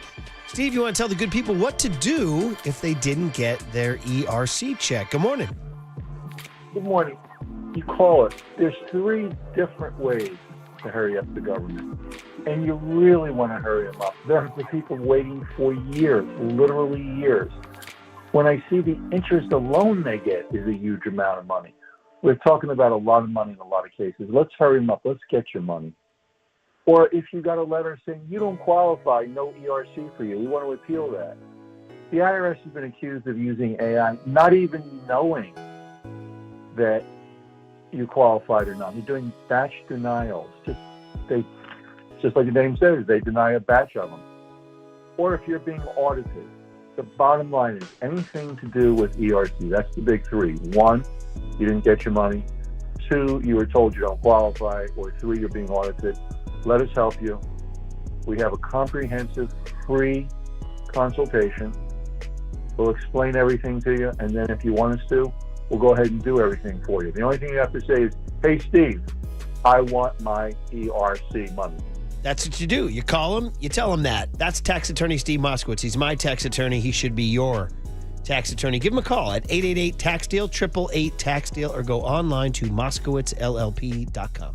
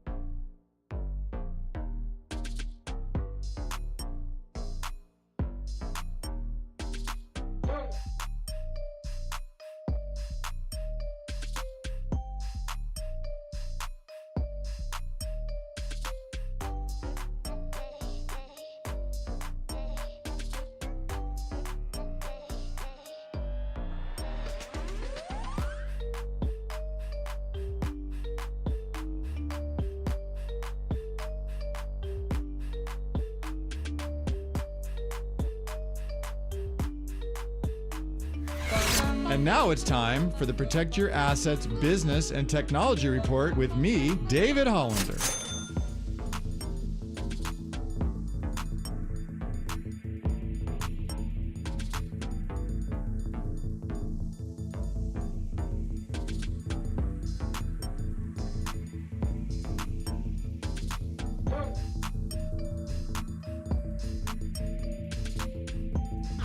This has been the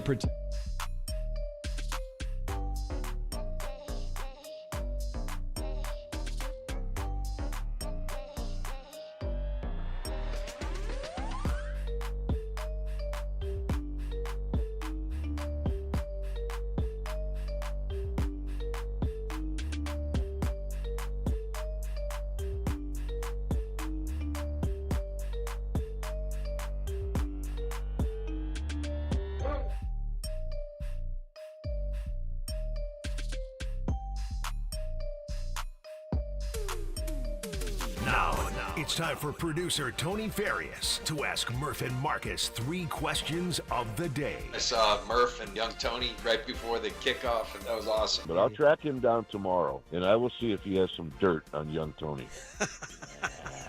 This is What Did Young Tony Ask Today? And we've just learned that this is episode 46 of Young Tony Asking Questions. What, man, that means we're heading down to a milestone. Will it get renewed for year 2 by the powers that be? Will he be back for a second time as young Tony number 47?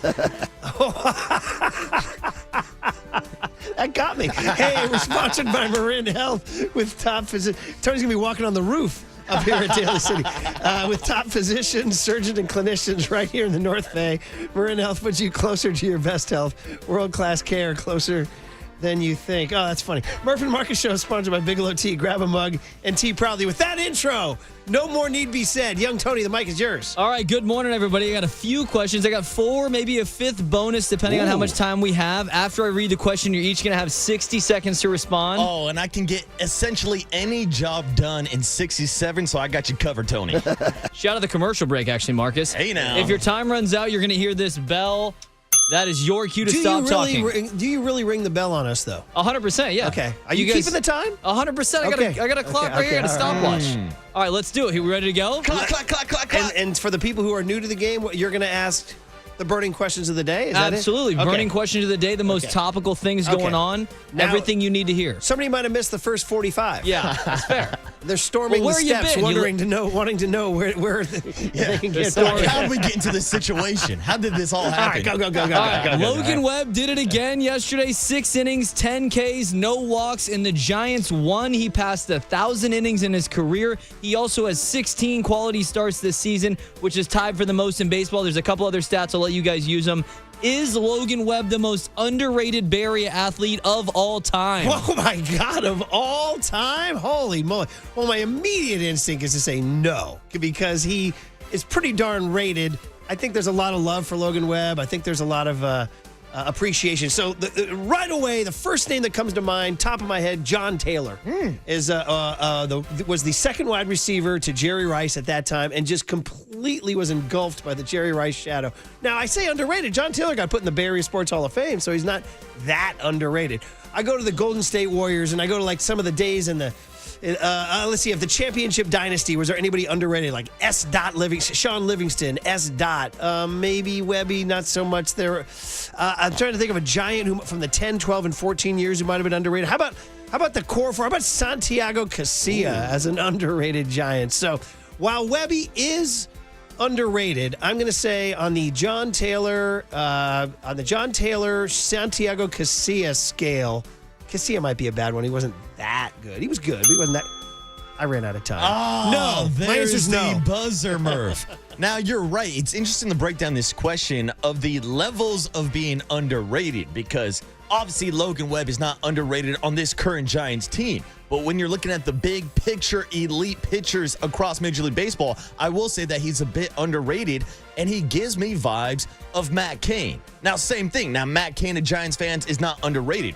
But from an outside national perspective, when you think about those dynasty teams, you think about Tim Lincecum, you think about Mad Bum, you think about Buster Posey, you think maybe even Pablo Sandoval before you get down to Matt Cain. But we are going over the numbers earlier this morning. Matt Cain has more innings pitched than Mad Bum and Tim Lincecum in a Giants uniform. Matt Cain also was the original Cain not getting run support, just like Logan Webb. So Matt Cain has always been my comp for Logan Webb. So I'll put that there, but also throw out a Kevon Looney as another underrated option and how much that he meant to the Warriors dynasty. So is Logan Webb the most underrated Bay Area athlete of all time? No, I'm going Matt Cain, more underrated than Logan Webb. By the way, 559 with a great text after I was trying to come up with him. 559 said Murph should have ripped a smelling salt before answering the question. There it is. All right. Do you think he's the most underrated? I just don't think he gets a lot of love nationally either. I mean, what are we doing? He's an all-star. This guy's leading the league in quality starts. I mean, the guy just doesn't get enough love. We should appreciate him all the time. I think we can all agree that he's, in general, underrated. Yes. All right. Go ahead. Next question. Number 2, George Kittle crashed a Fred Warner interview on NFL Network yesterday, and here's what he said. I honestly just came up here to air a grievance. Oh. Our team got a memo today that smelling salts and ammonia packets were made illegal in the NFL. Wow. And I've been distraught all day. Okay. Illegal? He even said he's not practicing anymore. I considered retirement. Yeah, so they got to go ahead and bring that back for George Kittle. Yeah, so we got to figure out middle ground here, guys. Somebody help me out. Somebody come up with a good idea. Fred, it's on you. Airing of grievances. Yeah, that's all I had to get out there. I'll get that off. Is it before every drive? I'm an every drive guy. I've seen guys like that. I'm an every drive guy. In between every play, he's no, that's too much. Pulls out the sock. That's way too much. Yeah. Well, it feels like the energy's still out here, though. I mean, no, definitely.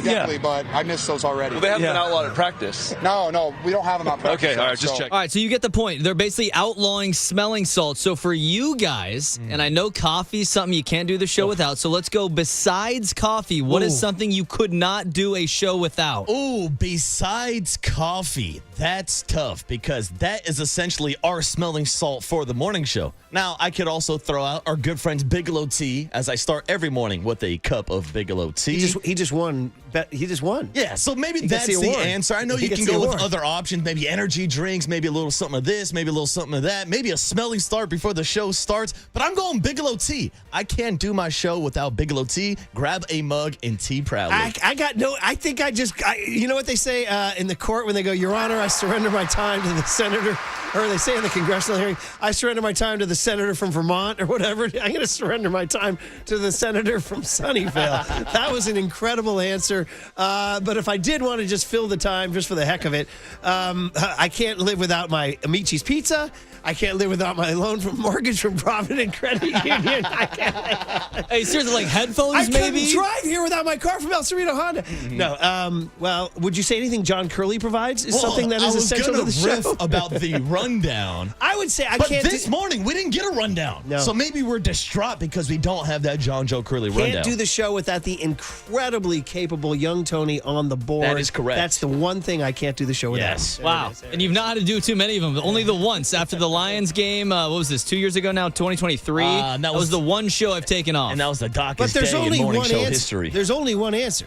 It's coffee. Yeah, it's that's coffee. it. You ruled out. Well, I was looking for a creative answer, and we got one. There you go. Shout out Bigelow Tea. All right, number 3, the Speedway Classic was at Bristol Motor Speedway over the weekend.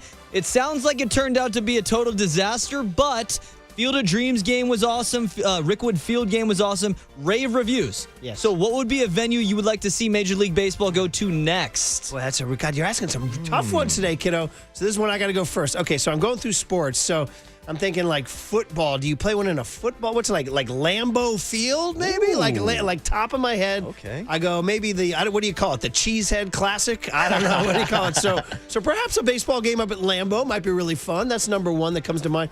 How about we just completely desecrate tradition, throw a diamond down at Augusta National. Wow. We're going to go play the Masters Classic. I like that. All right, dude. I don't know where you do it. Maybe on Amen Corner. Set it up down there at Amen Corner. Home runs into the creek. So Lambeau Field 1, Augusta National 2. And if I'm trying to think of a third iconic spot, I think that's it. I think those are my only two. I'm going to cede my time there. I do think the Lambeau one could really work. Obviously, logistics at Masters wouldn't work, but maybe Pebble Beach, perhaps? Ooh. I don't know. But let's go Lambeau. Let's go Cheesehead Classic. See, I like those idea, Murphs, and I like the idea that you're thinking big. And how much bigger could you get than the Roman Coliseum? Woo! A baseball game out in Rome in the Coliseum. I think that would be awesome. Also, I heard around 4th of July next year, there's going to be some events at the White House. So can I get a baseball game on the front lawn at the White House, Murph? You know what?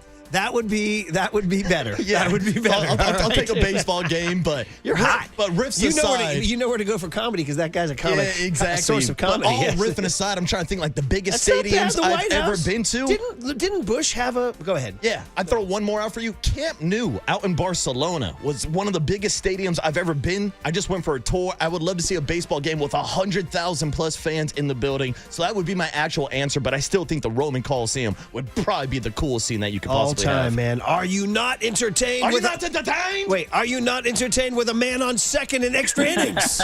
Yes, I am not entertained by that. All right, we gave the marketers some good ideas. Oh, yeah, absolutely. Yeah, there you go. All right, fourth up, Happy Gilmore 2's out now. Free plug for Netflix. I know we talked about this earlier in the show, so I'll go a different direction here. In terms of sports movies, what's your favorite sequel or remake? Ooh, sequel or remake. But it has to be a sports movie. Yeah, it has to be sports. So you just ruled out Godfather 2. Yeah, so you can't go Godfather 2. Now I'm going first, and immediately I start thinking like Major League 2, Willie Mays Hayes. Those were great franchises. But I think my favorite remake ever might also include Adam Sandler in The Longest Yard. He's just provoked. Because now you're just trying to provoke. I truly believe it's better than the original with Burt Reynolds. And guess what? Burt Reynolds even makes an appearance in the second one. I think the cast of characters is funnier. Chris Rock as caretaker. Longest Yard, I love as an Adam Sandler movie. And I'd say it's the better one. It's my better remake of a sports movie. He's just trying to provoke. You know what? Sandlot 2. Oh, Sandlot 2 was that was awful. Sandlot 2 was terrible. It was better.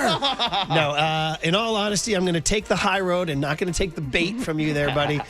This one's easy. It's the Rocky franchise. Rocky 2 was good, but Rocky 3 was out freaking standing. Okay, I just caught it again recently. And then if you're going to stay in the franchise, bro, you can't show me Creed. Creed, to me, is a spiritual experience. I freaking love the movie Creed. So Rocky 3, Creed, and you can throw in a couple more. We did hear somebody in the hallway saying Rocky 5 was the best of them all. Yeah, shout out Rudy Ortiz saying so Rocky 5, number 1. Other than that, I mean, that's really the only one. Any of that, I don't need the remakes or the sequels on any of those other ones. They did do a Caddyshack 2. Did you know that? Yeah, I know. Yeah. Also, I think I had to tell you that they did a Slapshot 2. Yeah, well, yeah. I mean, come on now. What are we doing here? Yeah. Easily the Rocky franchise not only did multiples, but executed them all at a high level. So there you go. Yeah. There's my answer. Real quick bonus. Outside Land starts on Friday. We're all going to be there. Who are you guys looking forward to seeing the most? And that includes you, Murph. Well, I'm sending my kid for the very first time ever, so I'm looking for just safety in general, number one. I think we are looking for safety. I don't know. John Summit, is that a bad answer? Hey, all right. That's a good one. Now, I'll be out there on Saturday, Murph. And you know I'm a rap head, so there's 3 guys I'm looking forward to see. Our guy, LaRussell, friend of the program, will be out there on Saturday. Okay, Ludacris will be out there also. I've never seen Luda in concert, but I have seen Tyler, the Creator. He's the headliner on Saturday, so I'll be out there for the Saturday special. Tyler, the Creator, Ludacris, and LaRussell, Young Tony. You were hot on this one. This was a very good Young Tony for you. To be honest, I didn't know the lineup. I'm looking at it right now. I only knew Summit was playing that night. I'll take Luda, and I'll go with your answer. I'll take Luda and LaRussell. I'll see you on Saturday. That's who Murph. I would like to see if I was there. Mm-hmm. That's who I would like to see you I only Saturday. knew that he was going on Friday, and I asked him who was going, and he said John Summit. I was like, all right, whatever. What about you, Young Tony, real quick? I will say probably John Summit. I'm a big EDM guy, not like a huge guy, but like the crowd. Look for the tall guy. Look for the tall There you go. Murphy The kid. mosh. You can't Looking miss for a him. good mosh at John Summit. I'll be there. All right, there you go. Good job, Tony. Young Tony is done. His work is done. Mike Krukow next on The Sports Leader.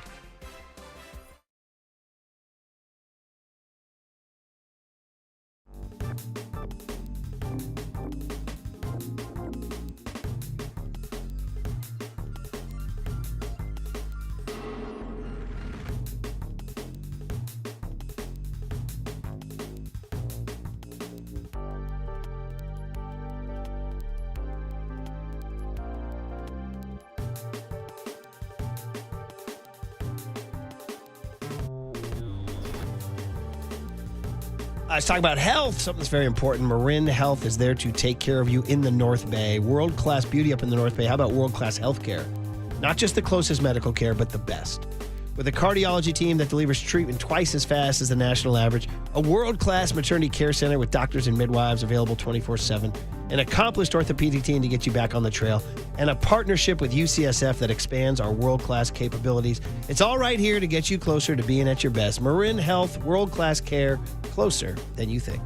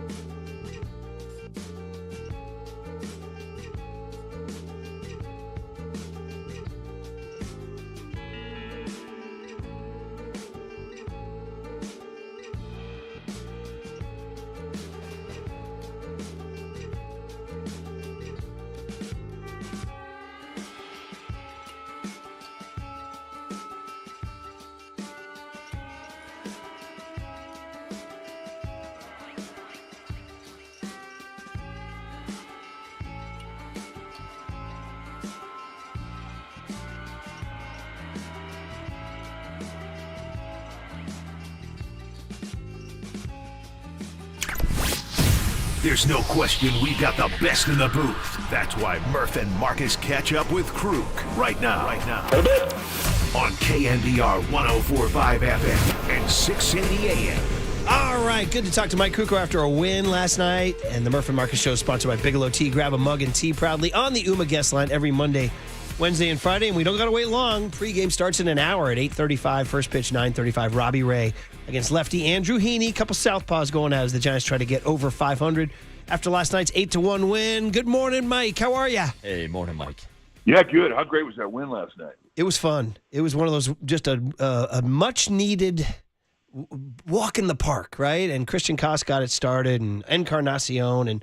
But I want to start with the pitcher, believe it or not. Despite them scoring 8 runs, I want to talk about Logan Webb because he achieved some milestones last night, Mike. His 10th win, that's 5 straight years. And the only Giants pitchers who've done that are epic names like Bumgarner, Jason Schmidt, Gaylord Perry, Kirk Reeder, Juan Marichal, and Jim Barr. And then 1,000 innings as a Giant. And he joins a list that includes guys like Jason Schmidt, Vida Blue, Barry Zito, John Montefiusco, and Mike Krukow on that list. So how about those milestones for Webb? He's our guy. And, a Northern California kid that assumes the responsibility to be the ace of the Giants. And he understands all of that. So, it really means a lot to him. He downplays it. He's a very humble athlete, but these milestones mean a lot to him. And they mean a lot to his family, and they mean a lot to all of us who've watched him come through the Giants organization and make his name. And, he's got a long way to go. I mean, before he's all said and done, he, God willing, he can stay healthy. I mean, he can put up some serious numbers. But I like what he did last night. They got him some runs, and he made him stand up. I mean, they gave him a 2 spot, and then he goes out and has his worst inning of the night, where he really had to labor trying to put up a shutdown inning, and he throws like 30-plus pitches in the inning, and he allows the damage to be just 1 run, and then that was it.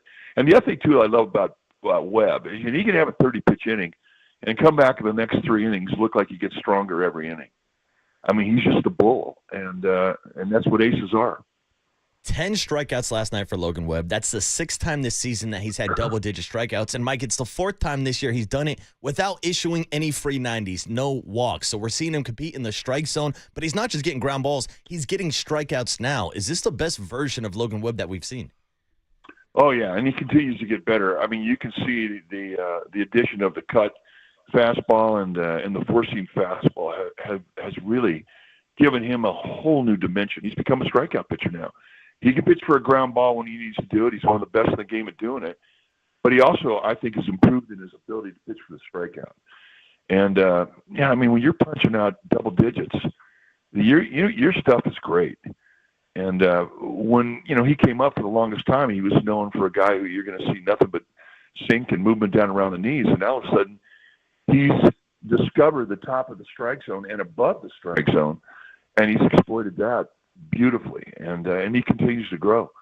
And I think that's the important thing. You have to keep getting better. You play against the same guys up here, and you have to come up with different looks. And he's done that, and he's done it in an all-star fashion. It's really good. I know we got a lot of bats to get to and all that, but I want to stay on Webb for just a second. Explain to those of us who aren't big league pitchers how you can pitch for a strikeout against a big league hitter. Well, first of all, I mean, you have to identify what type of a hitter he is. And body type has everything to do with it. I mean, you get a guy with long arms, you're going to pitch him in. A guy with long arms, in all likelihood, is going to be a middle-away hitter, and in all likelihood, is going to be a low-ball hitter. Guy with short arms is going to be a middle-end hitter. A guy who's tall is going to be a low-ball hitter. A guy who's short is going to be a high-ball hitter. So, I mean, just body type will oftentimes determine how you pitch a guy. And the other thing, too, it's a trick. You're out there, and, I mean, for a starting pitcher, you have plenty of time to do this. You watch the hitter on deck. I mean, this is after you've watched batting practice, but watch a hitter on deck. He's going to tell you where his natural swing plane is. You watch his swing in the on-deck circle, and he's going to tell you, where he wants the ball, where he looks. And these are all little things that you can use to apply an attack to a guy's body type. And then you also, in watching the guy against other pitchers, how does he do against off-speed stuff? Does he stay back on it? How many swings does he have where he's got good balance that are pitches that are not fastball?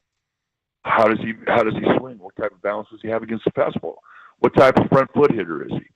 Can he lose his lower body and still beat you because he keeps his hands back? Well, all those things determine how you can go after a guy. And then it's just a matter of being able to apply certain movements of the ball against the swing types that he has. And that allows you to go out there and have a plan as to how to strike a guy out. And that's important. And the other thing, too, is, what does he look for? What side of the plate does he look for when he's ahead in the count, looking for a fastball? If he gets a 1-0 fastball, does he take the inside pitch? Well, he tells you he's looking away. Does he take the outside pitch? Well, it tells you he's looking in. And all these things, kind of give you the book that you have on a guy. Now, the information that you get in today's game is extensive, and it can help you out, again, with devising a plan as to how you want to go about making this hitter swing and miss when you need a strikeout situation. And so, I mean, it's an art form. It takes you a while. It took me 10 years to learn the knowledge. But once you do, then you can go out there and you can get a big league hitter out when you don't have great stuff. And if you do need a strikeout or a ground ball, you have an idea. You're not just throwing something there into with hope behind it. You've got a plan. Mike, moving on to the Giants offense that put up 8 runs last night. It started with Christian Koss hitting his 3rd home run of the season. And I remember going back to spring training, how we talked about how big of a story it was that Christian Koss made the ball club and like what it meant to that clubhouse and to that locker room. So after this recent stretch of bad baseball, what does it mean to get a guy like Christian Koss maybe back in the clubhouse and maybe change some of those vibes? Well, I mean, he's a great story, number one, and he's an easy guy to root for because, he's had to wait so long for his chance. And now that we see this guy play and we understand the instinct that he has on the field and the abilities that he has, I mean, he's a baseball player. He can bunt, he can move the ball around, he can hit behind the runner, he can get a sac fly, he can put the ball in play. I mean, he's, I think, one of the best situational hitters on the team. And he's a guy that has true instinct when you move him around in the infield. For the most part, in this era of the utility player, when you move a guy out of his natural position, you're dumbing him up. He's not going to have the same instinct playing. If he's a natural third baseman, he's not going to have the same instinct at at short, second, or first. He's not. And he's certainly not going to have the natural instinct in the outfield. So that natural instinct means that his step isn't going to be as quick. His anticipation, his lean on a ball to a hitter is not going to be as instinctive. But with Koss, he's the rare bird that is a guy that has natural instinct on a first step wherever you put him. So because of all this, he's a complete asset to a team. And in last night's ball game, he hits out of the ball of the ballpark the first hit of the game, and puts up until then, the Giants really had Pete a drop. They hadn't done much, and they get a walk, and then all of a sudden, boom, it's 2-0. And I also like the fact that he's playing this game with his hair on fire. When you wait as long as he did to get a chance, you don't take squat for advantage. You don't take squat.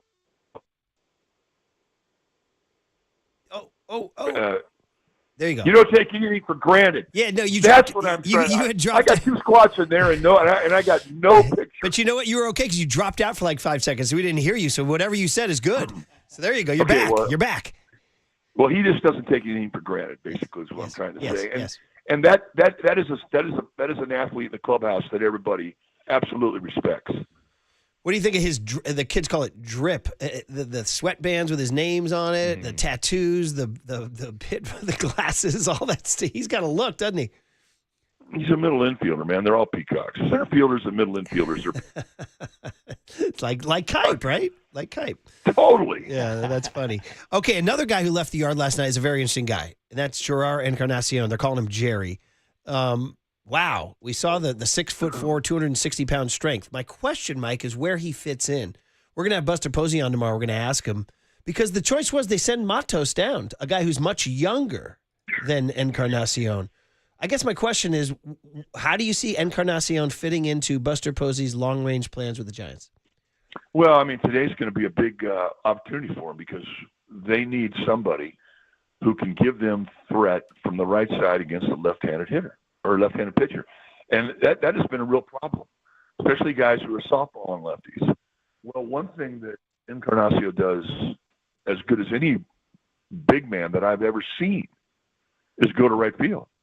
I mean, he's inside out on the ball. And for a ballpark like the one in Pittsburgh, the right field is the carry field. And now you're getting a soft ball and lefty going at it. I mean, you watch the guy. He may bump one, maybe even 2 out to right field today. Well, that's a dimension that they don't have. So, and the other thing, you said, the experience. He's been around a long time. And he's been a guy who was a prospect that turned into a suspect and had to redefine himself, but he had to go down to Mexico to do it. But it got him in the Giants organization, and he's been really good. I mean, that was one of the big disappointments coming out of spring this year. Is he got hit in the hand and he got put on the shelf. And now here we are in August, and he's finally, himself again. His hand feels good enough. So I think that he's playing with his hair on fire. And I like guys with hair on fire. Mike, with the way that the Giants' offense has been struggling this season against lefties, do you think they'd rather face a guy like Andrew Heaney today on the bump, or maybe Paul Skeens, who the Giants have been able to avoid in both series against the Pirates? Well, I don't think anybody wants to face Paul Skeens. Here's a guy who's got 5 pitches that are above average that he can get over the plate and throw to any corner. That's Roger Clemens-like stuff. That's Kurt Schilling type stuff. That doesn't come around very often. So, no, I think they will take their chances with Heaney. Well, we'll see today and see. Encarnacion, by the way, the lineup is out. And Casey Schmidt's over at first base today. Christian Koss at second. Devers at DH. The last one, Mike, is just what's going on down in AAA is notable. Bryce Eldridge, Buster Posey tells us, and we're going to talk to him tomorrow. He said, yeah, we're, cool your jets. It's a long play. And he's got to kick down the door. Well, he's kicking down the door. He homered for the 4th time in 3 games. I think even more than that if you go back a week. He's just absolutely pounding baseballs. Wondering your thought on, as he continues to hit balls over the fence in Sacramento, what the Giants do with him. No, did you see what he's hitting? I didn't see his average, no. 221. 221. You see the strikeouts that he has? That I have seen. Too many? Yeah, too many. Let this guy go down there and learn. I mean, he's rushed it to the point where he's at AAA.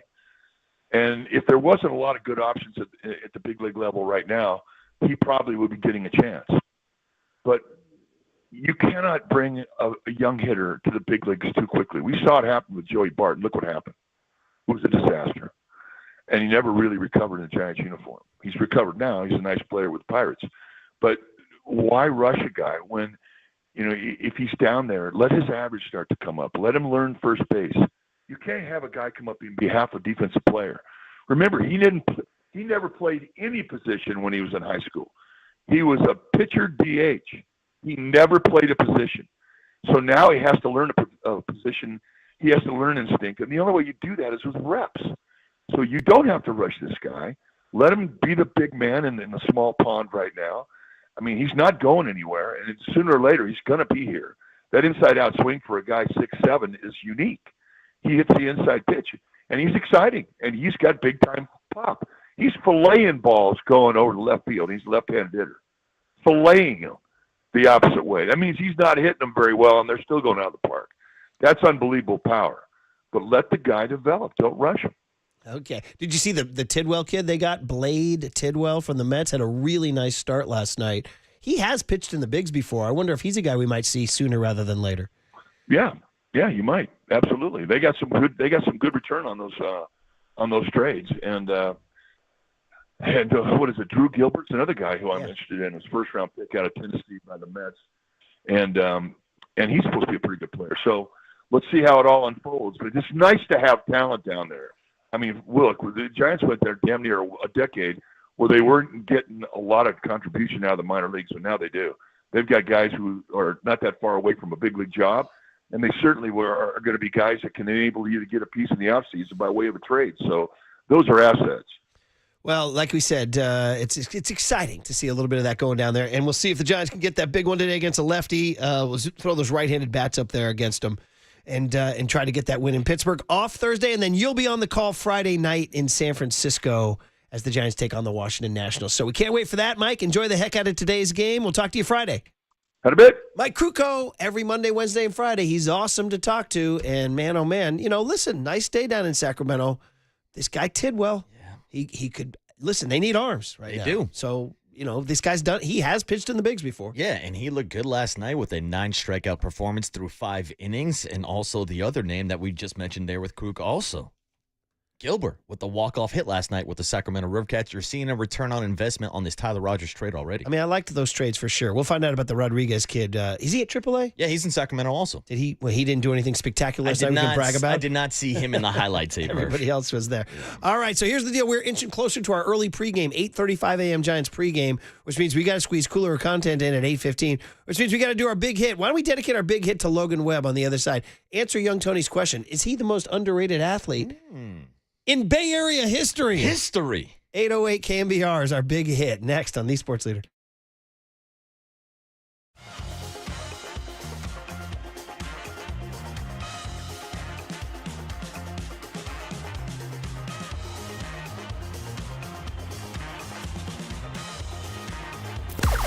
Now, from the O'Donnell Financial Group Sports Desk. Learn more at ODFIGroup.com. O'Donnell Financial Group, because planning is a process, not a product.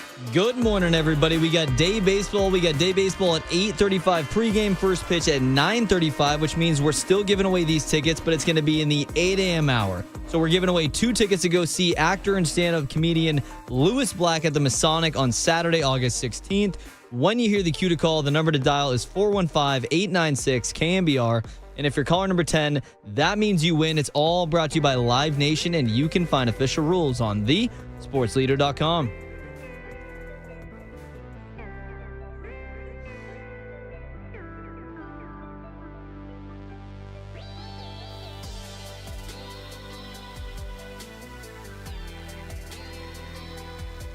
All right, let's talk about Provident Credit Union, where I have my mortgage and where your money can be safe, secure, and grow. Because they feature variety. Don't settle for one size fits all on savings. How about Provident Credit Union's Pick a Term Certificate? You choose what works best. You can go 3 months, you can go 6 months, you can go 12 months. And you can lock in a high dividend rate up to 4.13% annual percentage yield. It's short term, it's stable, and it's all on your terms. So whatever your savings goal, This limited time certificate puts you in control with strong returns and no market stress. Okay, so here's another little feather in the cap. Newsweek just named Provident one of America's best regional credit unions for 2025, so that's nice. So don't wait. This 4.13% rate won't last. Open your account at providentcu.org or stop by your local branch for a little help getting set up. That rate is effective August 5, 2025. Minimum balance of $10,000. Early withdrawal penalties may apply. Federally insured by the NCUA. Provident Credit Union. Discover the best in retail and business banking right here in your community. Learn more at providentcu.org.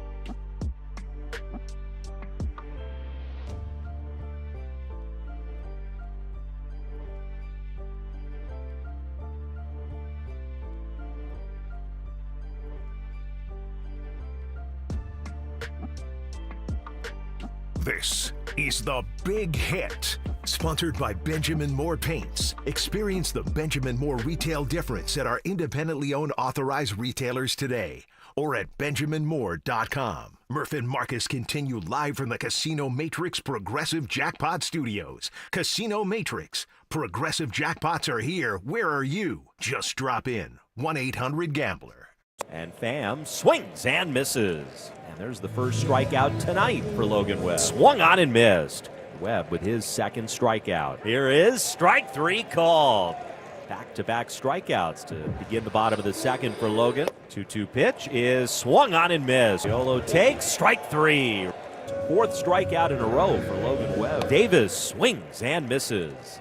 Struck him out with a high fastball. That's twice now that Davis has gone down swinging. Strike 3 called. Strikeout number 9 for Logan Webb. 0-2, and Gonzalez goes around. And there is Logan Webb's 10th strikeout. Man, what a package of strikeouts for Logan Webb last night. Who is our big hit? Because, listen, we got 49er football coming up, and we're excited for that. We'll get going on Saturday, 5:30 kickoff, Niners-Broncos. But last night, the Giants won a game. We feel good. They finally alleviated our pain for one night. 8-1, we called it in already and played those home runs for Christian Koss and Gerard/Jerry Encarnacion and Willie Adames. But Logan Webb did some fun stuff last night, and he's the focus. Young Tony asked us, and what did Young Tony say? Is he the most underrated Bay Area athlete ever? I was like, whoa, that's a big bomb. But it got us talking.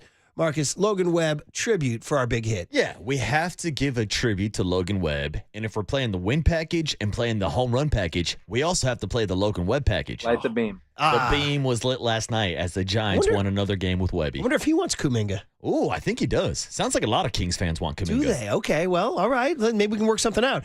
You're listening to KNBR AM and KNBR FM, San Francisco, the sports leader, a Cumulus media station. The stats. We're just going to go play his Andre Nicotina Killer Whale. How about this? Yes. Logan Webb underrated as a Bay Area athlete. Andre Nicotina underrated as a Bay Area rapper. Well, that's it. I think you're putting it all together here, buddy. Here's a couple of stats for you. It was his 10th win. That's his 5th straight season of 10 wins. 10. That's pretty darn cool. A blanking 10. And by the way, after I saw those high school football highlights that Eli Manning was showing him, it surprises me not at all. I was pretty darn impressed by his high school football quarterbacking. He looked pretty good. Yeah, that's a good program up in Rockland, too. Yes, it is. Mm-hmm. So this guy's an athlete. Despite, he doesn't necessarily strike you as an athlete in terms of his physique. Some guys walk on the field like, look at this guy. This guy's an athlete. I don't know. Who am I thinking of? Am I thinking of O'Neal Cruz or who am I thinking about? Who do you see? Who looks great in a uni? Aaron Judge. Aaron freaking Judge. Sorry about your... Looks like a tight end. Sorry about your Yanks. Yeah, and Aaron Judge is back, too. Not making it easier. No. Anyway, yeah. Aaron Judge looks great in a uni. Yeah. Logan Webb doesn't look like Aaron Judge in a uni, does he? No. Even a guy like Rafael Devers doesn't look like an Aaron Judge in a uniform. That's also true, yeah. Chapman looks good in a uni. He looks kind of sturdy, Chapman looks good when he's doing his pregame workouts in his cut-off Wu-Tang t-shirt. Yes, he does. Yes, that's right. Mm-hmm. The Wu-Tang takes it to the next level, too. Wu-Tang is for the children. So he doesn't necessarily dazzle you with his, Bumgarner was a big, strong country boy. Logan Webb, 10 wins for 5 straight years, joins a list of San Francisco pitchers, only 6 in the history of San Francisco. Now, 1958 is getting to be farther and farther back in the past. We're coming up on almost 42, 76, what am I doing some math here? Is that 67 years? Is that the number? I'm not 67 years of San Francisco Giants history. He joins a list that only includes Jason Schmidt and Jim Barr. Wow. I'm going to clap for Jim Barr right now. Oh, shout out Jim Barr, coaching up in Granite Bay. Yeah, Jim Barr. And Mike Krukow told us that Jim Barr told them when they went out, remember, if we get into a fight tonight, punch with your left hand. We got to keep the right hand for game day. Great advice. Wasn't Jim Barr the guy who discovered Buster Posey? No, that was a very good. His name is of course, oh my God, my brain today. His last name is Barr. And, of course, he's a friend. We're friends. And my brain is fritzing out on me. But, yes, Barr is the last name of the scout that discovered Posey. Who basically just discovered, the next president of baseball operation. If he didn't discover Posey, where would we be? Farhan still be the GM. John Barr. John Barr. Thank you. Johnny, I apologize. John's a really pleasant guy to talk to. You should get a beer with Barr and talk baseball. In fact, we can have him on.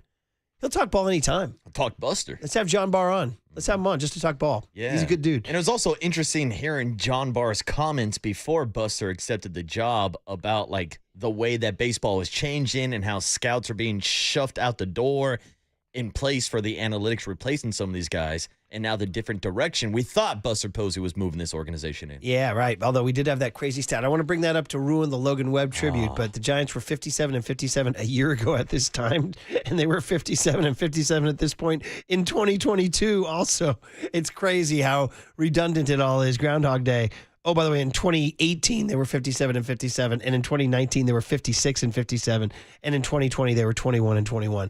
It's insane. Shout out Connor Grossman for those stats. Same, but different. So the 5 years in a row, Jason Schmidt, Jim Barr, Logan Webb. 6 in a row, Gaylord Perry, Madison Bumgarner. Hey now. 7 in a row, Kirk freaking Reeder. I almost swore. Woody. And Juan Marichal, 11 in a row. And then you get to 1,000 innings, and that's a longer list. It's about, 15 guys. But some great names on there, including Mike Krukow, Barry Zito, John Montefusco, Vida Blue, Jason Schmidt, Ed Halicki, Atlee Hammaker. So anyway, the point is that he's entering the lore. And young Tony asked us about how underrated he is. Somebody wrote in a pretty good text on this whole deal.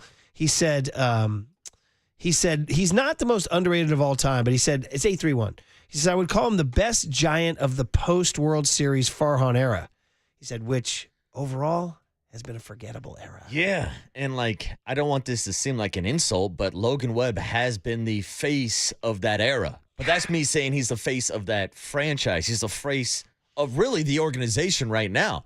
And I would actually say he actually represents the polar opposite of that era because he was the one guy who didn't believe in bullpen games, who actually believed in pitching past the 7th inning, who relied more on his stuff to get ground balls than throwing 100 miles per hour to get strikeouts. But that's what I'm loving so much about Logan Webb this season is the evolution, adding that cutter, and now becoming a strikeout pitcher where he's second this year in the National League in strikeouts. We mentioned all the numbers, how he's had 6 different outings this year with double-digit strikeouts, and in 4 of those outings, he did it with no free 90s. He is living in that zone, and he is one of the best pitchers in baseball right now. No, he really is. And the last night when he gave up the 4 straight singles, he had that little hiccup earlier this year when he had the 2 bad outings where he kind of imploded in the 7th inning. Or 6th inning, and that was pretty recent too, actually. Yeah, that was right after the All-Star break. So when he gave up those 4 straight hits yesterday, I was a little concerned that we were going to see that. That was gigantic. He struck out O'Neal Cruz on a changeup. And if you look at his baseball savant page, you like your red and your blue and all that, his off-speed pitch value is in the deep red 97th percentile effective. So that changeup remains a nasty, nasty pitch. So right now he throws his 2-seamer the most, according to Baseball Savant. Then he throws his sweeper, the second most. Then he throws his changeup, the third most.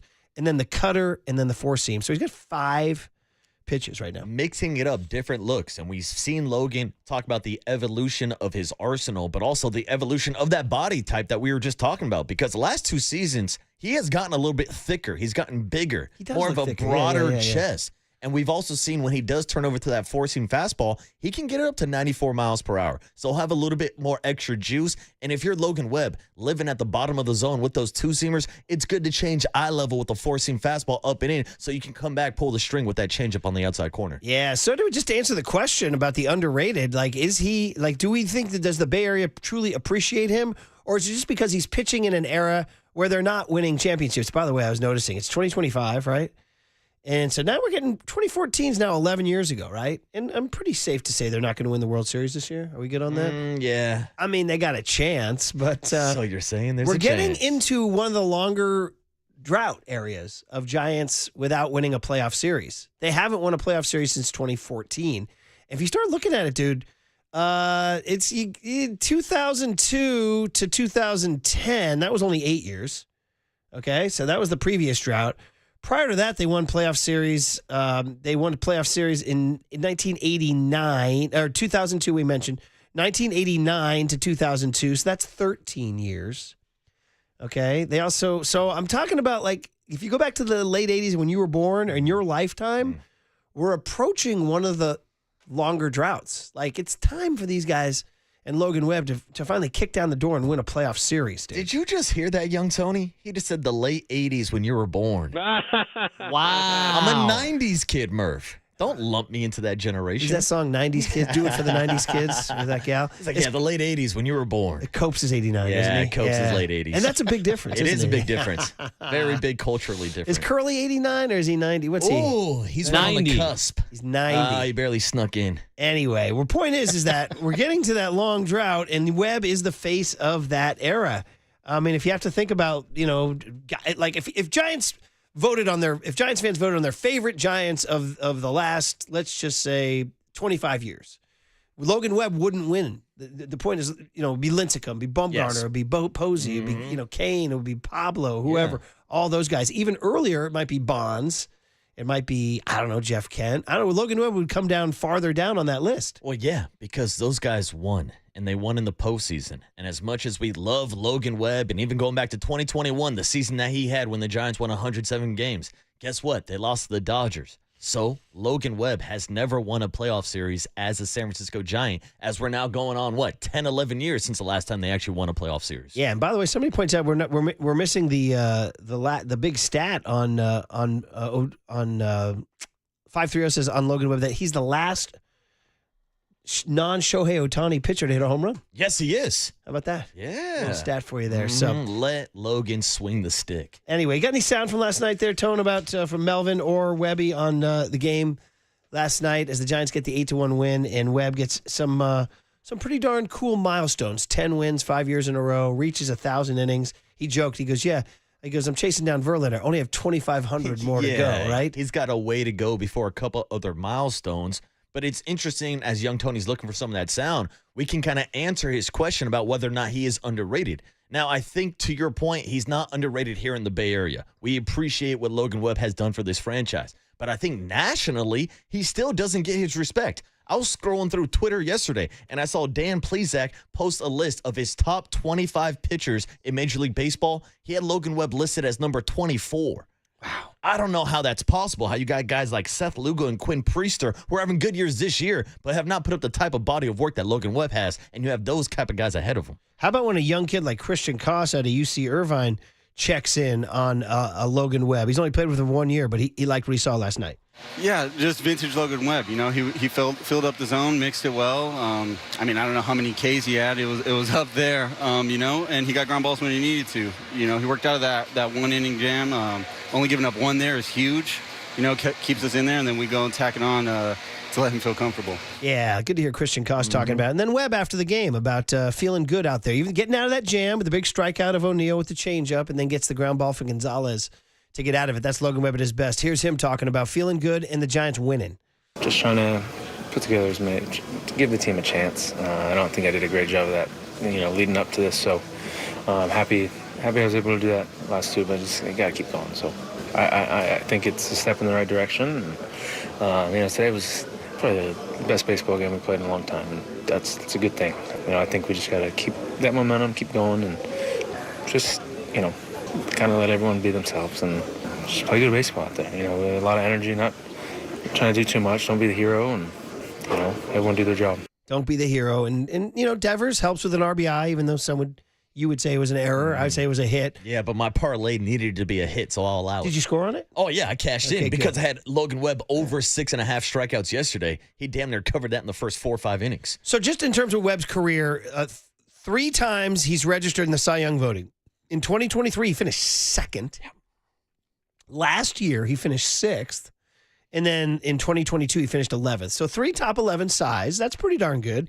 Actually, in 2023, he actually finished top 20 in MVP voting, too. He pitched 216 innings. He's been an all-star twice.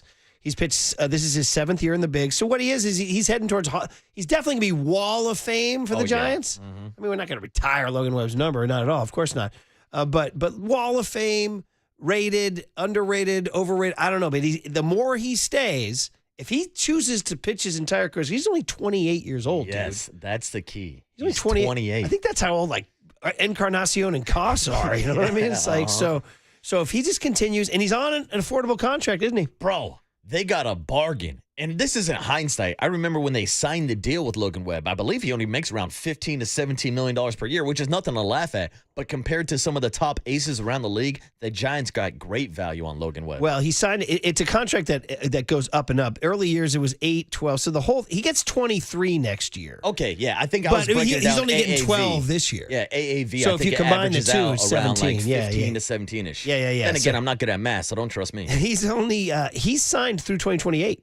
So you have 3 more full years of Logan Webb, and all those milestones that we mentioned, he can continue to climb those ranks. Now just win a freaking playoff series, dude. And be the guy. baby. Yeah, be the guy who pitches great in October. He started games 1 and 5 in the 2021 series. And go look at his numbers. Of course, he had a pretty good catcher calling pitches, Yes, too. he did. I should go look at his numbers before we get out of here, because I thought both of those starts were really, really good in my memory. He didn't lose. I don't think he got lit up in either of those games here. No, he did not. But of course, Game 5 came down to Gabe Morales in the check swing that we're still thinking about. Darren Ruff homered in that game, I believe, too. Logan Webb's postseason pitching in 2018. He went in the first game. He went 7 2/3 shutty with no walks and 10 strikeouts. That's just when he was a young kid, too. And then in Game 5, with all the pressure, 7 innings, 4 hits, 1 run, 7 strikeouts, 1 walk. Bro, in his postseason, 14 2/3 innings, he's allowed 1 run, 17 strikeouts, 1 walk. That's my ace. Dude, that's crazy good. And that's why I want to see this version of Logan Webb, because that was him as a ground ball pitcher. Now he's evolved his game into a strikeout pitcher. Man, I want to see him in October so badly. Well, there's your tribute to Logan Webb, the big hit, and all the milestones he achieved yesterday, for sure. And 707 says, don't forget who blew Game 5. New York Yankee closer Camilo Doval. There you go, buddy. Hell, I'd like him to be the closer over Devin Williams right now. Oh, my God. I can't Poor get Devin. anybody to close I saw the a stat game. of Devin Williams from 2022 to 2024. He allowed as many earned runs as he allowed just this year, dude. Welcome to the bright lights of Yankee Stadium. We'll give those 2 tickets to Lewis Black right now, August 16th at the Masonic in San Francisco. Call Curly right now. Caller number 10, 415-896-KNBR. Caller number 10, 415-896-KNBR. 2 tickets to see Lewis Black at the Masonic August 16th. All right? Call Curly, 415-896-KNBR. Caller number 10. Tickets are on sale now at livenation.com. All right, we got the Cooler at content, and then we got the pregame at 8:35 on the Sports Leader.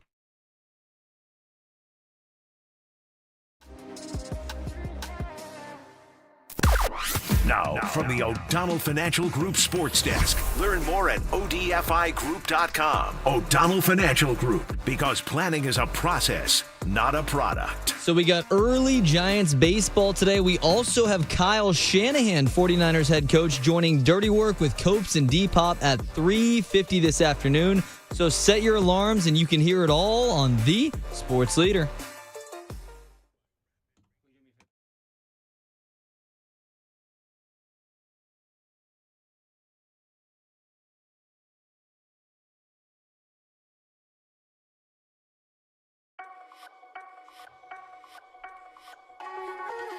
All right, you hear a lot of attorney ads on the radio, and you're like, well, this is another one? No. This one's Bay Area.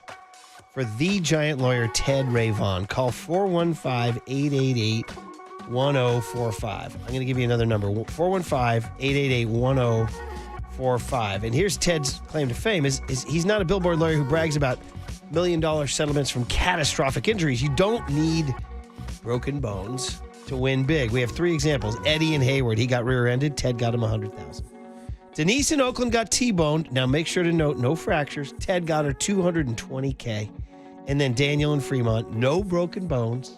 Ted got him $1.2 million. He's not the type to disappear after you sign. He's local. He's aggressive. He's a fighter, just like the orange and black. So it's your one shot. Don't wait. Every day could cost you money. Call 415-888-1045.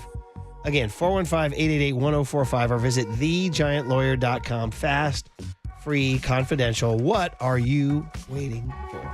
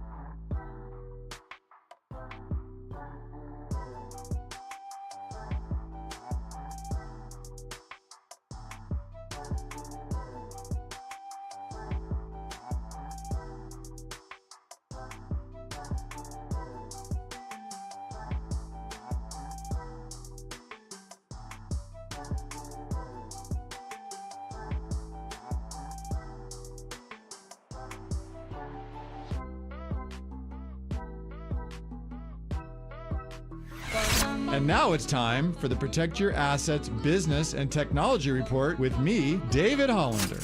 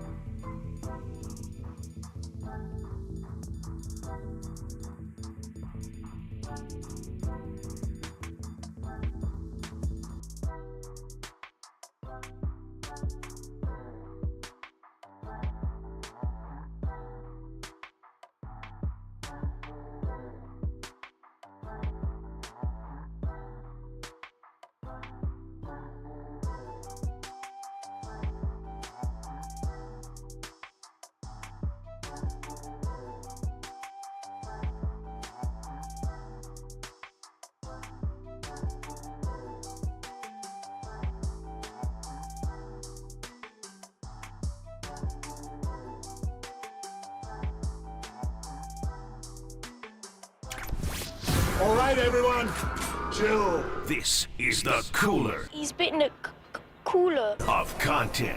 Cornucapacious of joyful news. We might be on to something. Murph and Marcus is sponsored by Bigelow Tea. Grab a mug and tea proudly.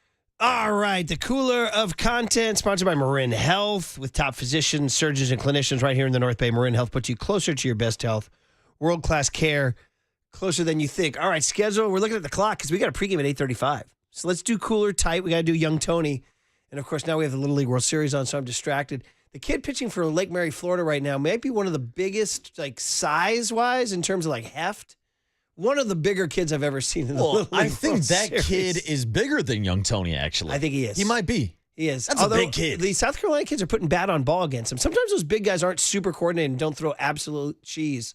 Sometimes they have to slow their body down a little bit. It's the art of pitching, Murph. But once some of these guys do put it together and throw the cheese, forget it. You got no shot.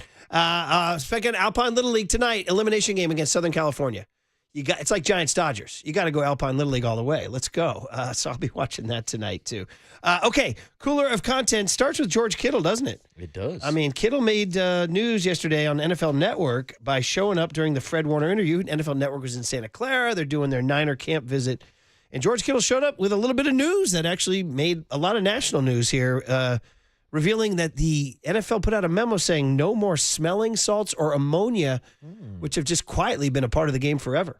I honestly just came up here to air a grievance. Oh. Our team got a memo today that smelling salts and ammonia packets were made illegal in the NFL. Wow. And I've been distraught all day. Okay. Illegal? He even said that he's not practicing anymore. I considered retirement. Yeah, so they got to go ahead and bring that back for George Kittle. Yeah, so we got to figure Mr. out Goodell. middle ground here, guys. Somebody help me out. Somebody come up with a good idea. Fred, it's on you. Airing of grievances. Yeah, that's all I had to get out there. I'll get that off Is my it chest. before every drive? Is it? I'm an every drive guy. I've seen guys like that. I'm an every drive guy. In between every play, he no, that's too much. pulls out the sock. That's way too much.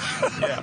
Okay, so it's interesting. We just assume. Now, you told the story earlier in the show. You might want to retell this one, how prevalent they are. Overnight Dave said he's done parabolic markers, and he says they're littered on the ground. You compared it to sunflower seeds in a dugout. They are everywhere on the NFL sideline. And so you did one. Oh, yeah. So I also worked the sidelines for a 49er and Raider game. And it just so happened to be the New Year's Day game, which meant the night before I was out drinking for New Year's Eve, of course. So I show up. I'm on the sideline. I'm hungover. I need a little pick-me-up, Murph. And who do I see directly to my left? It's my guy, number 98, Max Crosby, who's in the middle of ripping a smelling salt himself. He chucks the smelling salt. It lands about a foot away from my left foot. I reach down, I grab it.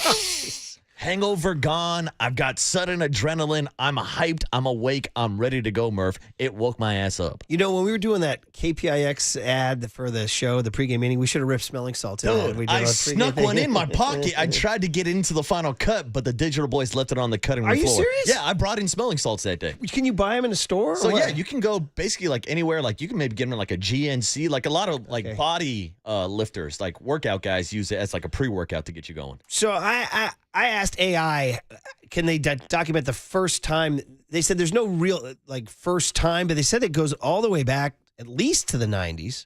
Also, they say Terry Bradshaw. It says here, according to ESPN, Terry Bradshaw used them to combat concussion symptoms. And also it says that boxing has banned that. Well, I was going to say, they used to use it in boxing and MMA after a guy would get knocked out to kind of like wake him up a little bit. Like, jeez, man. Hey, welcome back to life. So this is the government stepping in. This comes from a warning by the FDA. It says that they highlighted the potential for smelling salts to mask concussion symptoms, which could lead to players returning to play prematurely. There you go. Yeah. A safety move in a violent sport. Yeah. You brought up a very good point earlier today. Now, I don't know how much they're going to be able to police this. Now, maybe they will ban trainers from having a fanny pack full of smelling salts and handing them around like it's Halloween night to kids around the block. But it's like they've done this type of thing in other sports, not apples to apples here, but you think about chewing tobacco in baseball, which is on the ban list. You're not supposed to be doing it. But our guy, Rafael Devers, has a lipper in every single game. Guys are still throwing in half moons between each and every inning. So, yeah, you can talk about banning these things, but how much are they really going to police it moving forward? Yeah. Wow. All right. Well, interesting. And you also said, too, that, the Max Crosby, you still have yours at home as a souvenir. Oh, yeah, I have it as a souvenir. I took it home with me, Murph. But you brought up a really good point earlier in the show, is the NFL's now they're concerned about player safety? Yeah. Go play Thursday. Mm-hmm. Yeah, exactly. After having a car crash on your body on Sunday, go play on Thursday. Yeah, you just played on Sunday last week. Now we want you to play on Thursday on Thanksgiving this week. But then come back. We'll have you play on Black Friday, maybe a Christmas Day game. Maybe we'll get a Tuesday or Wednesday game sometime soon. Like, I don't know. It feels like fake hustle by the NFL to care about player safety. I think what you're saying has some merit there. They talk out of both sides of their mouth for sure. In fact, I could think of nothing less appealing. I saw that, this ESPN NFL network merge and NFL getting 10% of ESPN. It's like, I'm just telling you, I can't exactly enunciate as an economist would as to why this is bad, this monopoly is bad. But I heard ESPN say, Roger Goodell will be on at noon today to talk about the merge. I was like, bro, I couldn't think of anything worse in life than frickin' Roger Goodell, that frickin' mannequin, that overpaid mannequin, sitting there explaining why ESPN and the NFL merging is a good thing. In other words, his very presence means it's definitely a bad thing. Yeah. So I'm pissed, man. Anyway, fight the power, buddy. Fight the power. All right, guys. Bryce Eldridge. We got the Sacramento highlights. The River Cats are knocking on doors. Knocking on heaven's door. Bryce Eldridge hit his fourth home run in the past 3 games. For your YouTube, Twitch, and Twitter crowd, please analyze. It's the 9th inning, 2 runners on. They're down 9-6. Does he have a clutch gene? Watch it on YouTube, Twitch, and Twitter right now. The 1-1. A swing and a fly ball hit well to left center field. Castro and Melton are back. Melton at the wall! He's done it again! Bryce Eldridge, another huge moment! And we are tied in the bottom of the 9th. Can you believe it? 11 home runs in 32 games for Bryce Eldridge here in AAA, and he has set the Pacific Coast League on fire. Man, look at this big boy. I mean, Madison Bumgarner called. He's like, can I get your body, please? I mean, he looks like a bigger Bumgarner is what he looks like. Like, he looks like the one little leaguer that we see on the TV right now, where there's one guy that's just bigger than everybody else. South Carolina kid's got I was going to say, in the Little League World Series, everybody has that kind of kid on the team, but that's what we're talking about, the difference. Dude, this guy, and as Mike was telling us, filleting balls out to left field. Like, the knock was they only had pull power. No. I mean, that ball plays at Oracle Park. Yeah, and he is spraying it all over Sutter Health right now, Murph. That was his 4th home run in the last 3 games. In 32 games so far with the Sacramento Rivercats, 11 home runs. Look at this dude going around the bags.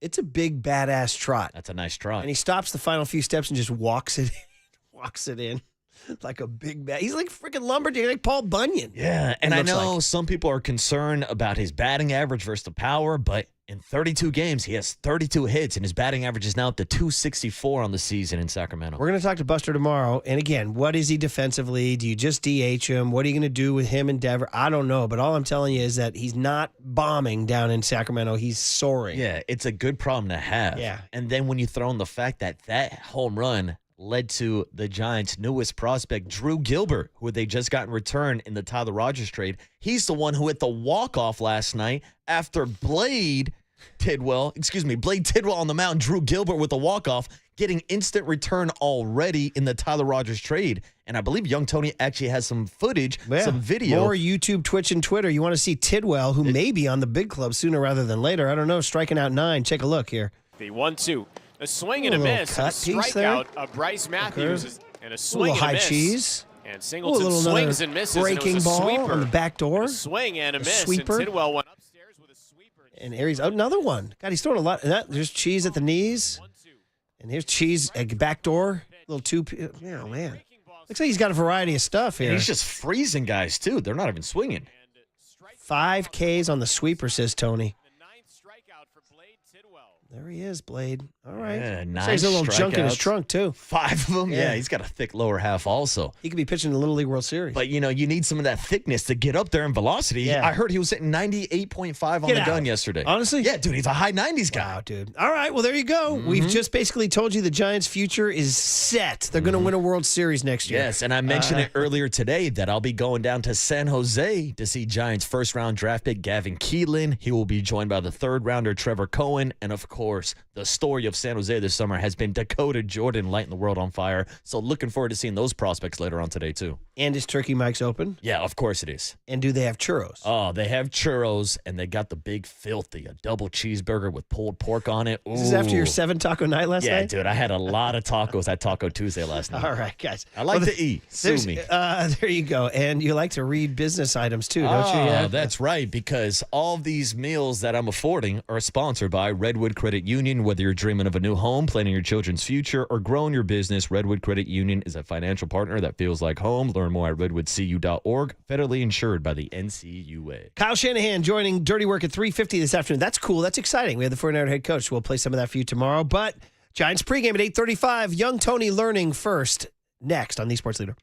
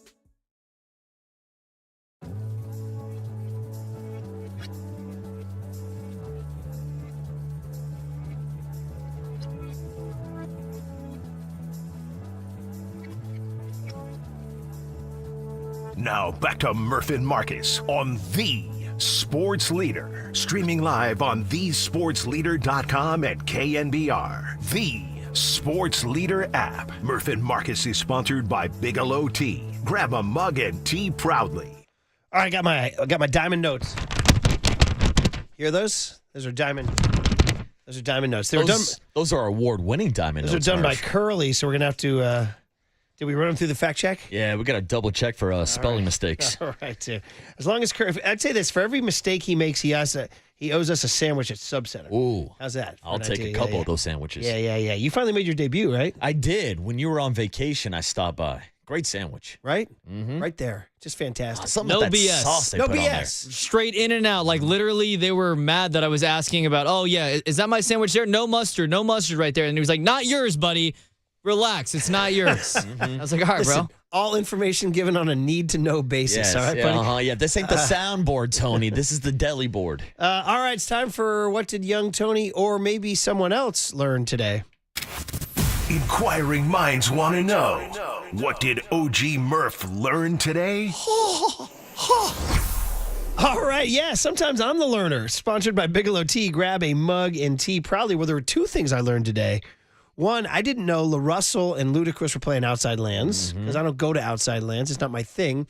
My kid's going Friday. He's going to be with Tony in the mosh pit for John Summit. Is there a mosh pit for John Summit? No, I don't think so. Come on. No, there definitely will be. It's not a mosh pit, John Tony. Summit, EDM? There'll be people like jumping up and down, but I don't think that qualifies as a mosh pit. I mean, maybe like not a traditional one. Nobody's throwing elbows or lowering their shoulder at John Summit. What'd you say? You and your brother did the do-si-do? Oh, we did the do-si-do. At which show? We did this actually, I don't even know. We went out to some random EDM show, but we were doing the do-si-do. I've been in a mosh pits at an A$AP Rocky concert or a Tyler, the Creator concert. I'd say there's bigger chance of there being a mosh pit for Tyler, the Creator on Saturday than there will be for John Summit on Friday. But I'll check in back with you on Tony on Friday. Sorry, guys. Had a little moment there. No, you're all right. So will Ludacris and LaRussell have a mosh pit? No, LaRussell will be more of like a dance party. He puts on a great performance, really gets the crowd to interact. Luda is just going to be full of nostalgia. I feel like with LaRussell, it's a lot of hands in the air. Yeah. But what I learned was I was bitching and moaning about ESPN and NFL merging, like two evil entities just merging to create like one big Dr. Evil conglomerate monolith that's just going to force the Dallas Cowboys down our throat 24/7, 365. And I was like, man, and they got the red zone going. And you told me, Tony. Yeah, so looking on Twitter that day, it is rumored that there will be commercials on Red Zone. I had not heard this. This is what old OG Murph learned today. And I asked AI. That's that AI BS. That's what AI BS. AI says, yes, commercials are likely coming to ESPN's NFL Red Zone with ESPN's acquisition of NFL's media assets, including Red Zone. Commercial breaks are expected to be introduced. No, then you got to change the name. It's not the Red Zone channel anymore. It's the frickin' yellow zone is what it is, dude. Is what it is. It's the frickin' it's the beige zone. You know what I mean? It's the gray zone, dude. It ain't red. The red zone is we're going. Yes. We're going down the field. With this AI bullshit that's going on. That's what I'm saying. That's what that is. That's what ESPN is. That's what that is. Well, once again, I told you guys, I said I'm not an economist, so I can't exactly give you the numbers as to how this is bad for society, but I just know in my gut this is bad for society. And you just gave me a living example of why. And I know it's going to be bad for my wallet when ESPN Plus starts charging you like $30 a month just to get access to a commercial-filled Red Zone channel. So listen, didn't want to end a otherwise pleasant Wednesday with that salt, but that is what I learned today. So now we turn our attention to daytime baseball. This is our last summer weekday morning East Coast pregame. So we got a little nostalgic. Do you know if we're talking to Joe or FP? Do you know? FP, my man. Did you see his post about his debut at the Expos the other day? That was really, really good. We'll ask him about it. It's time for me to go. All right, guys. Hey, when it's time for a change, think speedy oil change and auto service, engine light on. We can fix that. You're listening to KNBR AM and KNBR FM San Francisco, the sports leader, a Cumulus media station, and Giants pregame starts right now.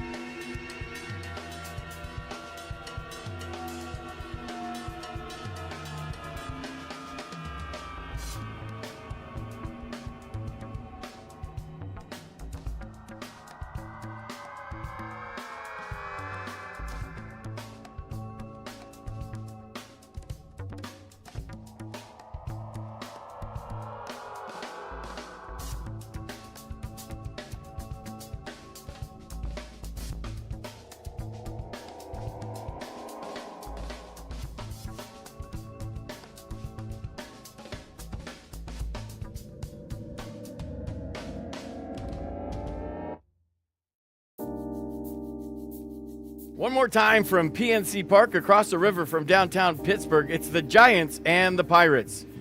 Giants won a laugher last night, 8-1 behind Logan Webb's 10K performance and 3 Giant home runs. Today, they'll try to win a series and secure a 4-2 trip as they send Robbie Ray to the mound. The Pirates, they'll send left-hander Andrew Heaney. I'm FP Santangelo along with Joe Rizzo. It's morning baseball on the radio, and the pregame show starts right now.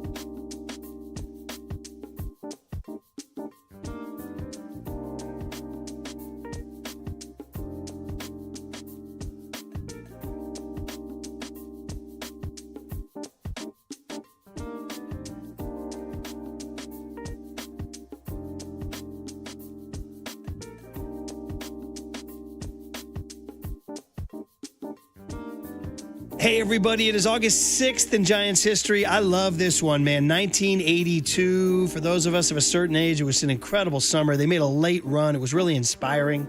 And guys like Darrell Evans were awesome. So let's get into it. August 6th, 1982. Darrell Evans, man, what a career. Look him up, kids.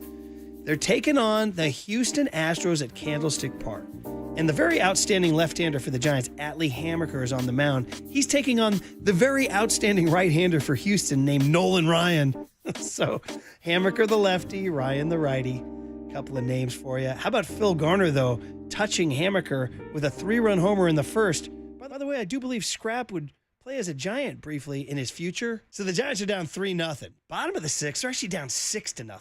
This is depressing. So you're down 6-0. You're kind of in the pennant race. You're not feeling too good. But this 82 team, man, they had some magic. Reggie Smith, the former Red Sox and Dodger, hits a home run in his only year as a Giant. He was good. Bottom of the seventh, Chili Davis. We recently had him on the radio. He's fantastic. He hits a home run. All right.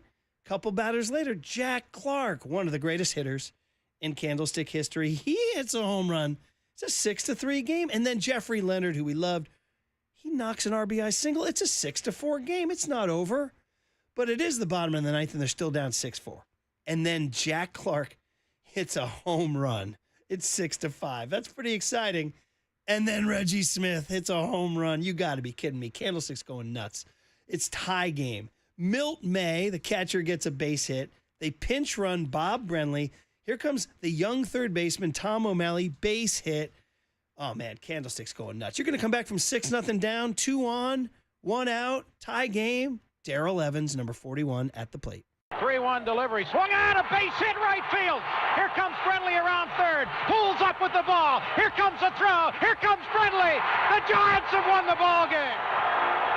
Darrell Evans delivers a base hit to right field. And the Giants, with 3 runs in the bottom of the ninth inning, have come all the way back from a 6-0 deficit. Great call by Hank Greenwald. If you were at Candlestick that night, you were a lucky one, man. That 82 team had some fun. Darrell Evans with the walk-off single. Giants beat the Astros 7-6 on August 6, 1982. And this has been Brian Murphy with this date in Giants history.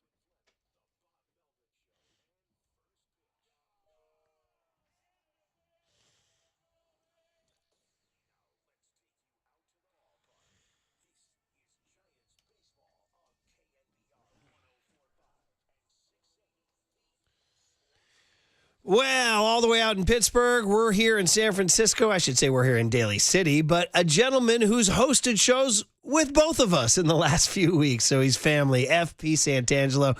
Very much enjoying him and Joe Rizzo on the calls. So, Frank Paul, good morning. How's your fabulous Wednesday morning / early afternoon in Pittsburgh, brother? Yeah, what's up, FP? What's up, partners? How we doing? We are your partners, dude. Fun stuff, man. Hey, lots to talk about. Just a little bit on last night before we get going.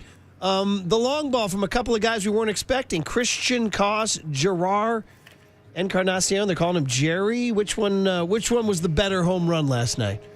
Well, I didn't know Christian Koss had 413 in the tank. I mean, he got all that one. It was huge. It got the Giants on the board. It kind of sparked the offense last night. And, you were wondering, Casey Schmidt's been swinging it well. Christian Koss is in there at second base, and Bob Melvin knew what he was doing, obviously. Made some nice plays. And then Gerard with the straightaway center field. Maybe the loudest noise we've heard in our headphones all year when he hit that home run to center field. So, I don't know. And then Willie Adames, when he's going the other way, he's locked in. So, it was a good night for the offense. And Logan Webb, and it was just a good win. They played good, clean baseball, which, as we know, they have to play to win. So a feel-good win, but today might be the biggest game of the year, you guys. Yeah, FP, you mentioned it. Logan Webb last night getting his 10th win of the season. Also had 10 strikeouts. He's had 6 different games this year where he's had double-digit strikeouts. What'd you see from the swing and miss stuff yesterday? I mean, he got out of that jam in the third inning, right? He had what did he have? Bases loaded, 1 out, and then he struck out O'Neal Cruz. Then he got a ground ball to short to get out of it. Just the veteran presence, right? There was no panic. He didn't freak out. There was a good mound visit from J.P. Martinez, and all of a sudden Logan Webb dials in and gets out of it, gets back to the dugout, takes a deep breath, and figures out what he needs to do.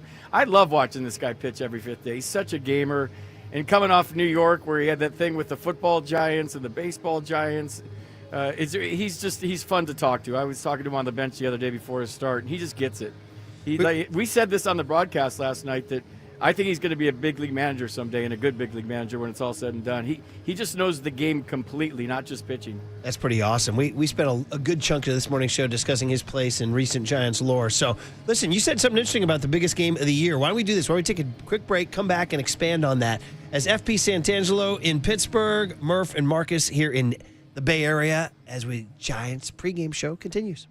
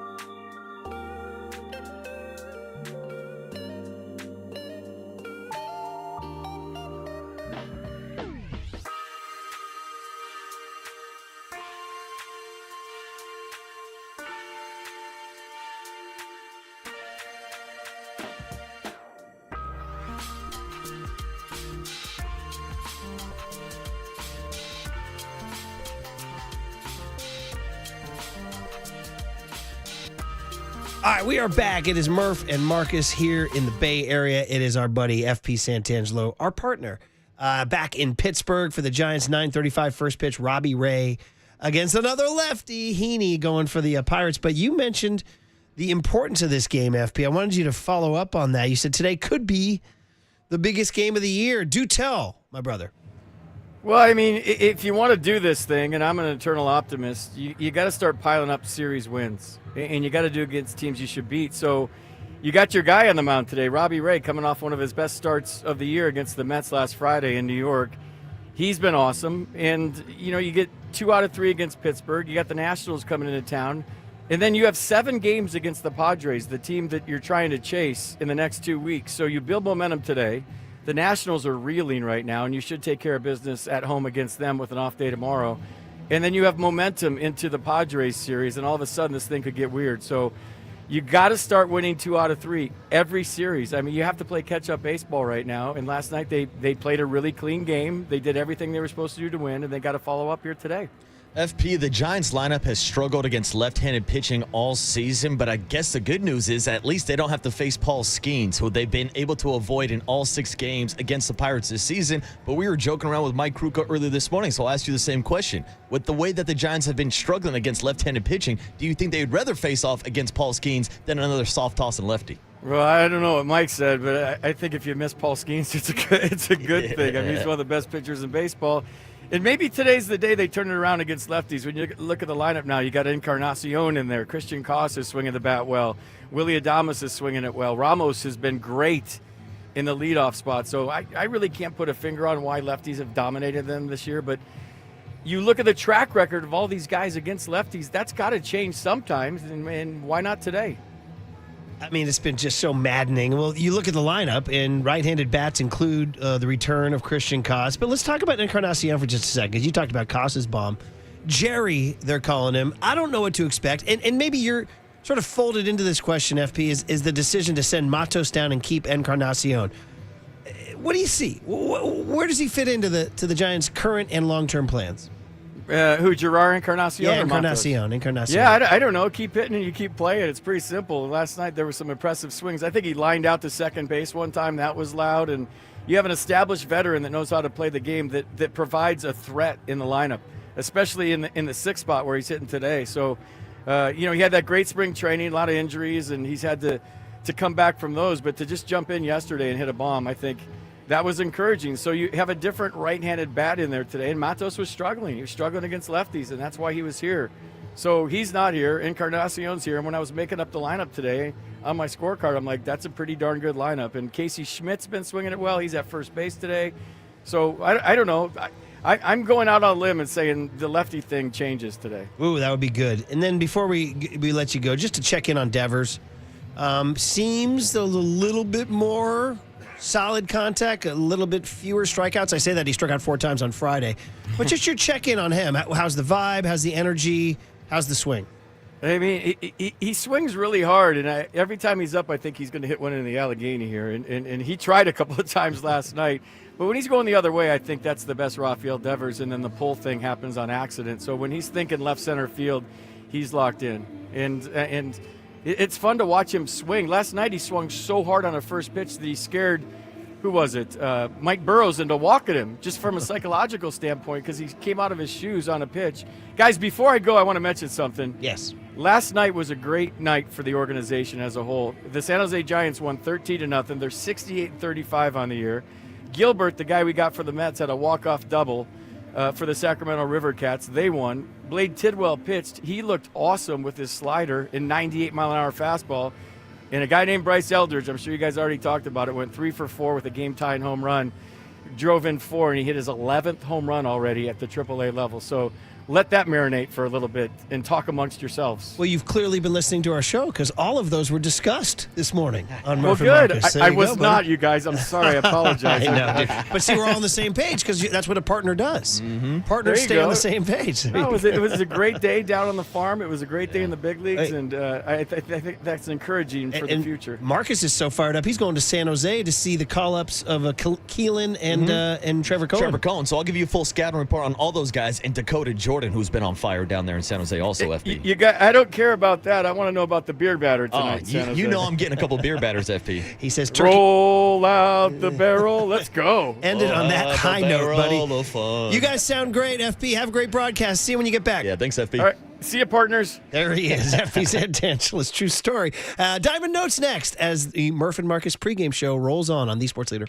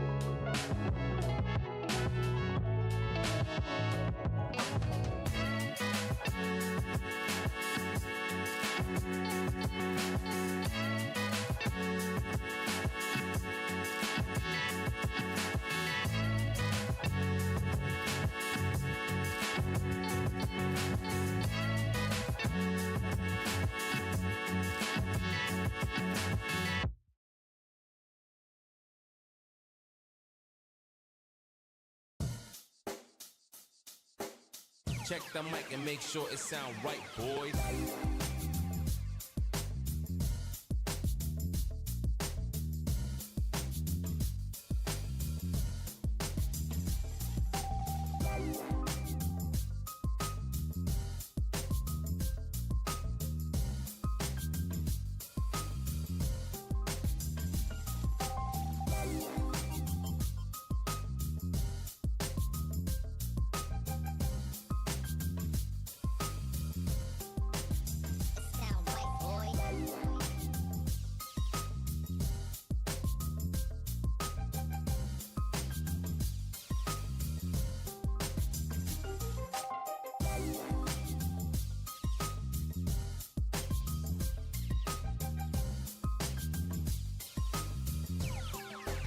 It sound right, boys.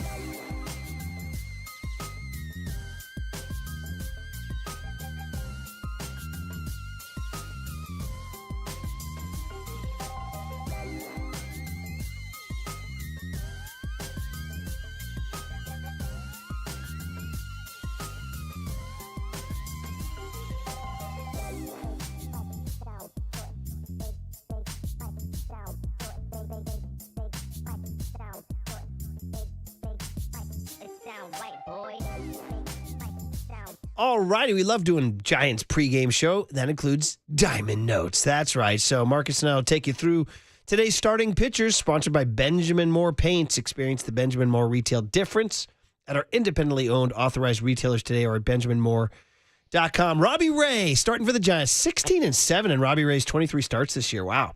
He'll take his 2.85 ERA to the mound today. Good trade, Farhan Zaidi. Robbie Ray looks to get back in the win column after getting a no decision in his last start against the Mets, where he gave up 1 run in 7 innings. Bad news for the Giants is that the Pirates are starting a lefty, Andrew Heaney, 34-year-old, not much credential-wise, 4.89 ERA. He struggled recently. His last 11 starts, his ERA over 6.70. And his last start against the Rockies, he didn't make it out of the 4th inning, allowed 4 runs, and got a no decision. So come on, Giants, hit a lefty, Marcus. And that's why today's keys to the game are the Giants offense, sponsored by Stevens Creek Lincoln. Experience luxury on your own terms at Stevens Creek Lincoln. Buckle up and drive safely. The Giants offense has come to life on this trip after a tough homestand where they scored a combined 12 runs in 6 games. But on the road so far, they are hitting .274 as a team with an .803 OPS. They have 17 extra base hits while averaging 6.8 runs per game. Hopefully they get a couple more runs to bump that up to 6.9 today. Nice. And this Giants offense has scored a total of 34 runs through the first 5 games on the road trip thus far. I was thinking about that, how there's not as many people are bitching and moaning about Pat Burrell anymore, so they're hitting the ball. And speaking of hitting the ball, Hitting the Lumber is sponsored by Golden State. When you succeed, we succeed. Visit us today at goldenstatelumber.com. It's going to be Matt Chapman. In 14 career games in Pittsburgh, he likes it. Matt Chapman's hitting .310 in the Steel City, 18 for 58, 6 doubles, a triple, 4 homers, 8 ribbies, 13 runs scored, and 10 walks. Go Matt Chapman go in Pittsburgh? Yeah, it's been nice to see Matt Chapman since he's made his return from the injured list, and that means it's time for today's injury report, sponsored by El Camino Health. Our strength is your health, and we're trying to get Eric Miller back healthy because the Giants can use that left-handed arm in the bullpen. He will make his first rehab appearance for the AAA Sacramento Rivercats on August 8th. Miller landed on the IL on July 5th with that left elbow sprain. All right, part one over. Coming up, we still have players who's hot, the X Factor, and the out-of-town scoreboard as Diamond Notes continue on KNBR, the sports leader.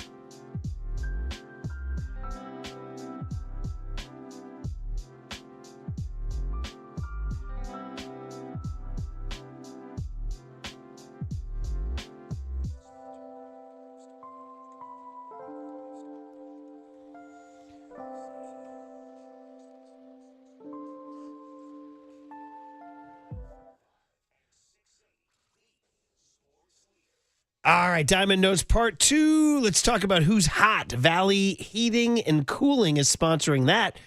That's, of course, Valley Heating, Cooling, Electrical, and Solar, locally and family-owned for 63 years. Who's hot? Well, we're talking about the bat here, not the glove. At the bat, Elliot Ramos is hot. He extended his on-base streak to 19 games last night.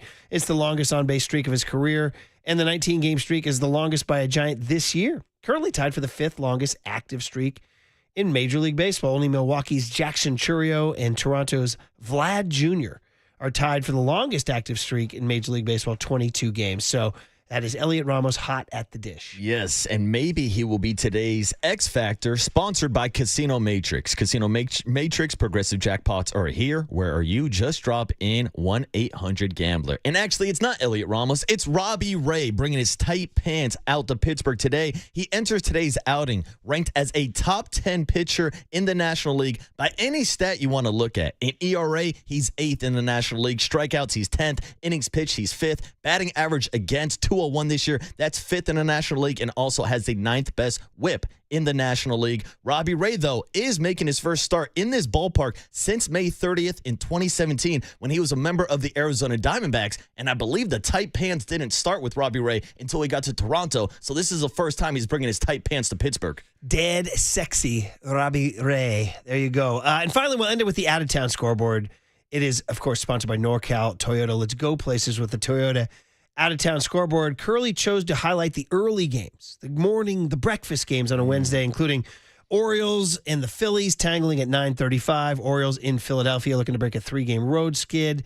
The Phillies are 37-20 at home. He highlighted Guardians-Mets at 10:10 a.m. in New York here. And New York's 38-20 at home, which makes the Giants 2 out of 3 set in New York looked that much better. And he got you one more at 11:20 this morning. Reds and Cubs. Reds have won 3 in a row on the road. Cubs are good this year. They're 65 and 48. I'll just branch out here from what he wrote and add a couple of more because you always wonder where the Padres are. They're at 6:40 tonight. They are in Arizona. It's Cortez against DeSclafani. And if you care about those stinking Dodgers, you still want to catch them. They have the rare weekday game in Dodger Stadium. St. Louis Cardinals are there at 1:10 at Chavez Ravine. Liberatore against Shohei Ohtani, pitching for the Dodgers. Remember, he left with some cramps or something last time? Yeah, left after like 6 pitches. Yeah, we'll see what he does. So that's at 1:10. And that is your Toyota, NorCal Toyota out-of-town scoreboard. And those are your Diamond Notes. They won another award.